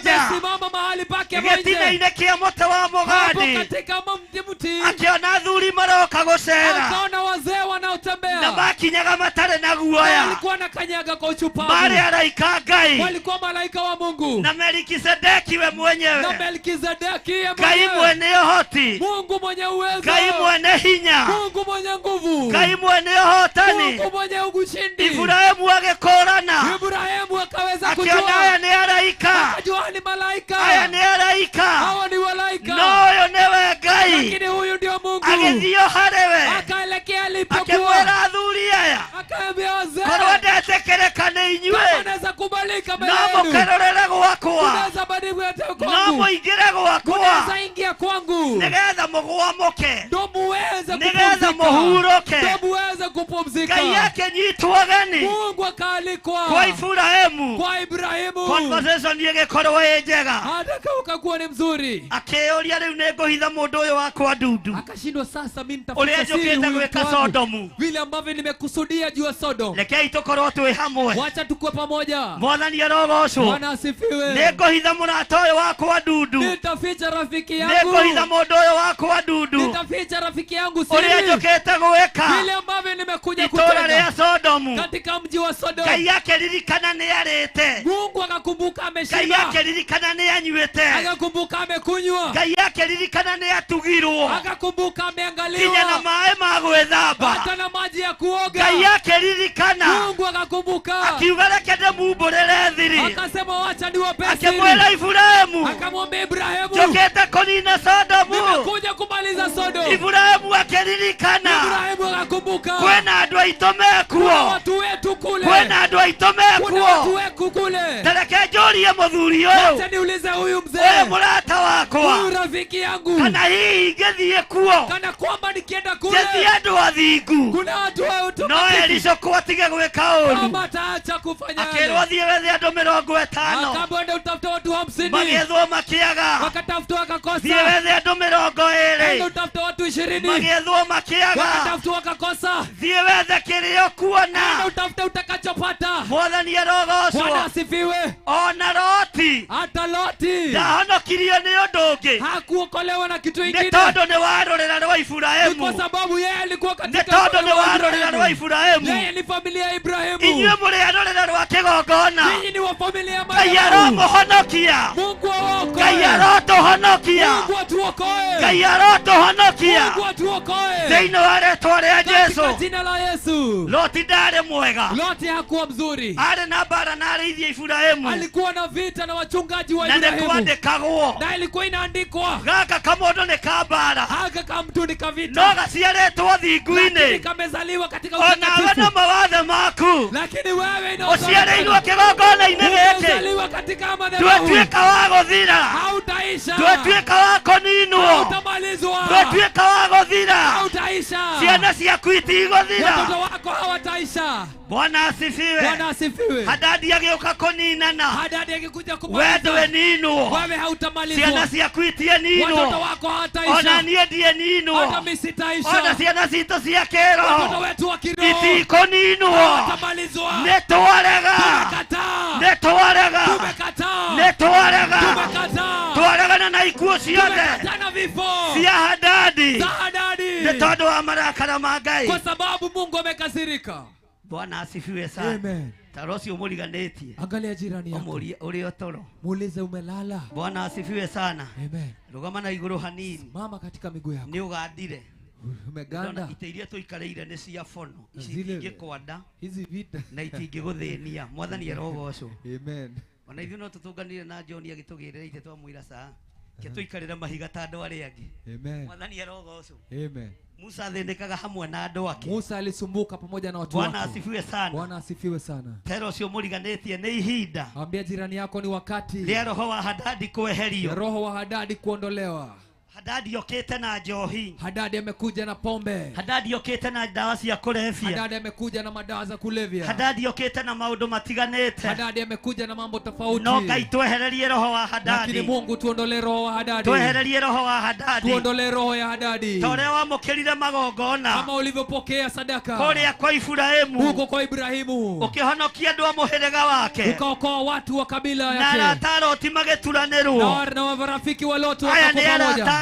Hawa ni marafiki za Mungu. Ngai mahonokie. Mungu waokoe. Ngai mahonokie. Mungu waokoe. Ngai mahonokie. Mungu waokoe. Uhonokio hamwe na nyumba yaku. Uokolewe na familia yako. Uhonokio hamwe na ciana ciaku. Uokolewe na watoto wako. Uhonokio hamwe na thuria na muthuri waku. Uokolewe na mzee wako. Uhonokio hamwe na mutumia waku. Uokolewe na bibi yako. Thĩinĩ wa rĩĩtwa rĩa Jesu. Katika jina la Yesu. Maandĩko maroiga atĩrĩrĩ. Biblia inasema ya kwamba thĩinĩ wa kamũra-inĩ ka 15 katika mstari wa 15 na ndũkambe kũnoga na usichoke nĩ ũndũ nĩ gwakinyĩte atĩrĩ kwa maana ikawa atĩ hĩndĩ ĩrĩa Daudi arĩ Edomu Daudi alipokuweko Edomu nake Joabu mũnene wa ita ciake naye Yoabu mkuu wa jeshi agĩkorwo ambatĩte agathiĩ gũthika andũ arĩa moragĩtwo akawa amepanda azike watu ambao walikuwa wameuawa na akoraga arume othe kũu Edomu na kuua wanaume wote kule Edomu akoraga arume othe kũu Edomu na akaua wanaume wote kule Edomu arume othe nĩ moragĩtwo Edomu wanaume wote wameuliwa Edomu arume othe nĩ moragĩtwo Edomu wanaume wameuliwa Edomu no Joabu mũnene nĩ ambatĩte kũthiĩ kũmathika lakini Joabu mkubwa amepanda kuwazika nĩ athiĩte kũmathika alikuwa ameenda kuwazika nĩ ihinda rĩa kũrega ni wakati wa kukataa gũthika athuri aitũ kuzika wazee wetu gũthika atumia aitũ kuzika wanawake wetu gũthika anake aitũ kuzika vijana wetu gũthika airĩtu aitũ kuzika wasichana wetu nĩ twarega kũmathika tumekataa kuwazika roho ũyũ ũroragana wa Hadadi roho ya kuua ya Hadadi ndũgũtũraga ithuĩ haitatuua sisi roho ũyũ ũranina itũra roho ambayo inamaliza mji ndũgũtũnina ithuĩ haitatumaliza sisi roho ũyũ ũrekereirio bũrũri-inĩ hii roho ambayo imeachiliwa katika nchi na mabũrũri mothe na katika nchi zote na matũra mothe na katika miji zote roho wa Hadadi roho wa Hadadi ithuĩ ndũgũtuona sisi hautatupata ambararia moko maku na inua igũrũ mikono yako juu ndahitha kĩrĩndĩ gĩkĩ nimeficha hawa watu moko-inĩ maku Ngai mikononi mwako Mungu nimewakabidhi mikononi mwako nimewahida mokoini maku ewe Mungu weza kuwaonekania wega yumonekanire kwa maana wewe ni mwaminifu netondo wewe mwehokeku nimenena baraka juu yao niralikira thimo iguru leo nimenena utukufu wako juu yao nini wako iguru leo ewe Mwenyezi Mungu waonekanie wega yumonekanire wewe ndiye Mungu wetu wewe wega wito wewe ndiye Mungu muumba wewe wega yumobi tunyenyekea mbele zako kwa maana wewe ndiye Mungu wetu twasema ni asante kwa kila jambo twasema ni asante kwa kila jambo twasema ni asante kwa kupokea madhabahu yetu wewe ndiye Mungu muumba wende wega yule atoe wende wega itoe na newe tũgũtũũrĩra tũrekera mawehia na mawaganu maitũ tũrekera mawehia na mawaganu maitũ tondũ nĩ twĩrirĩirie ũtwehererie gĩkuũ na roho wa Hadadi thĩinĩ wa rĩĩtwa rĩa Jesu na ithuothe tuge ameni semeni tumefunguliwa tumeinuliwa nĩtũririkanĩtwo thĩinĩ wa rĩĩtwa rĩa Jesu katika jina la Yesu. Bwana asifiwe sana. Amen. Ilo sio muliganeti ona ndanoga kaide mulilikane. Hata mimi jirani yako hata nikichoka nimekumbukwa. Na umuthekie hanini. Ona toa nogale. Na umchekeshe kidogo. Mwambie hata tukichoka. Ona toa hianeli wale. Hata tukiweze kupigwa na jua. Ni muthenya wa uira. Ni siku ya kutoa ushuhuda. Ni muthenya wa uira. Ni siku ya ushuhuda. Bwana asifiwe sana. Amen. Ni muthenya wa uira. Ni siku ya ushuhuda. Ilo sio muliganetie ni muthenya wa uira. Ambia jirani yako ni siku ya ushuhuda. Thĩinĩ wa rĩĩtwa rĩa Jesu. Katika jina la Yesu. Ngai amũrathime mũno. Bwana awabariki sana. Bwana asifiwe sana. Amen. Bwana asifiwe sana. Amen. Ugai arume matigokua. Semeni vile wanaume hawataisha. Airetu matigokua. Wasichana hawatakufa. Anake matigokua. Vijana hawatakufa. Andu othe matigokua. Watu wote hawatakufa. Ngai amukira igongona ritu. Wanapokea sadaka yetu. Ngai amukira kwenyihia gwitu. Wanapokea unyenyekevu wetu. Nituguthiururuka. Tutazunguka thino yothe dunia mzima kumigotukira ile ambayo ni na kwera andu merire na kuambia watu uthamaki wa iguru ni ukuhiriirie. Ufalme wa mbinguni ukaribu. Uthamaki wa iguru ni ukuhiriirie. Ufalme wa mbinguni ukaribu. Uthamaki wa iguru ni ukuhiriirie. Ufalme wa mbinguni ukaribu. Uthamaki wa iguru ni ukuhiriirie. Ufalme wa mbinguni uko karibu. Yesu muru wa Ngai uria wi iguru muno. Yesu mfalme yuko juu sana. Uria uikarite mwena-ini wa urio. Yule ambaye ameketi katika kiti cha kulia. Wa Jehova Ngai. Wa Mungu Baba. Ni akirie kugira kanitha. Yuko karibu kukujia kanisa lake. Ni akirie kugira kanitha. Ako karibu kukujia kanisa lake. Ihinda ni ikinyu. Wakati umefika. Tuhande mbegu ya kiugo kia Ngai. Tupanda mbegu ya neno la Mungu. Nigetha gitugitire. Ndio kiweze kutuangalia. Tutikugitirwo ni mbeca. Hatutaweza kuchungwa na pesa. Tutikugitirwo ni maretwa manene. Hatutachungwa na majina kubwa. Tutikugitirwo ni micinga. Hatutachungwa na mabunduki. Tukugitirwo ni giki kiugo. Tutachungwa na neno. Tukugitirwo ni kiugo. Tutachungwa na neno. Kia Ngai mutura muoyo. Neno la Mungu aliye juu. Tukugitirwo ni kiugo. Tutaangaliwa na neno. Tukugitirwo ni uthingu. Tutachungwa na utakatifu. Tukugitirwo ni utheru. Tutachungwa na usafi. Tukugitirwo ni utheru. Tutachungwa na usafi. Wiyogitirwo ni uthingu. Wewe utalindwa na utakatifu. Wiyogitirwo ni kiugo kia Ngai. Utalindwa na neno la Mungu. Wiyogitirwo ni uthingu. Utalindwa na utakatifu. Nogitirwo ni kiugo kia Ngai. Ulindwa na neno la Mungu. Kiria gitari hindi gicenjagia. Kile ambacho hakibadiliki. Na kiria gitari hindi kigarurukaga. Na kile ambacho hakiwezi geuka. Ngai ni athengia gikuo. Mungu ameondoa kifo. Kiria gikuhaririirio ni Hadadi. Kile ambacho kilikuwa kimetayarishwa na Hadadi. Ngai ni athengia gikuo. Mungu ameondoa kifo. Kiria gikuhaririirio iguru riakwa. Kilikuwa kimetayarishwa juu yangu. Kiria gikuhaririirio iguru ria mutumia wakwa. Kilikuwa kimetayarishwa juu ya bibi yangu. Kiria gikuhaririirio iguru ria arata Ngai. Kimeinuliwa juu ya marafiki wangu. Ngai ni athengia gikuo. Mungu ameondoa kifo. Ni thengio Ngai. Asante Mungu. Ni kwamukira igongona ritu. Kwa kupokea sadaka yetu. Ni thengio Ngai. Asante Mungu. Ni gutwehereria gikuo. Ni kutuondolea kifo. Ni thengio Ngai. Asante Mungu. Ni gutwehereria kuninwo. Kutuondolea kumalizwa. Tugitire Mwathani. Wewe Mungu umetulinda. Ni tondu kiugo giki ni giaku. Kwa sababu neno ni lako. Ni tondu kiugo ni giaku. Kwa sababu neno ni lako. Thiini wa ritwa ria Jesu. Katika jina la Yesu. Muri agitire. Nyinyi wote mmelindwa. Haleluya. Haleluya. Mwathani arogoco. Bwana asifiwe. Bwana asifiwe sana. Amen. Tara mundu ucio muriganitie. Geukia jirani yako. Haleluya. Haleluya. Ona wakorwo nduratauko. Hata kama huelewi. Hindi ya ugitiri. Wakati wa kulindwa ni mukinyu. Umefika.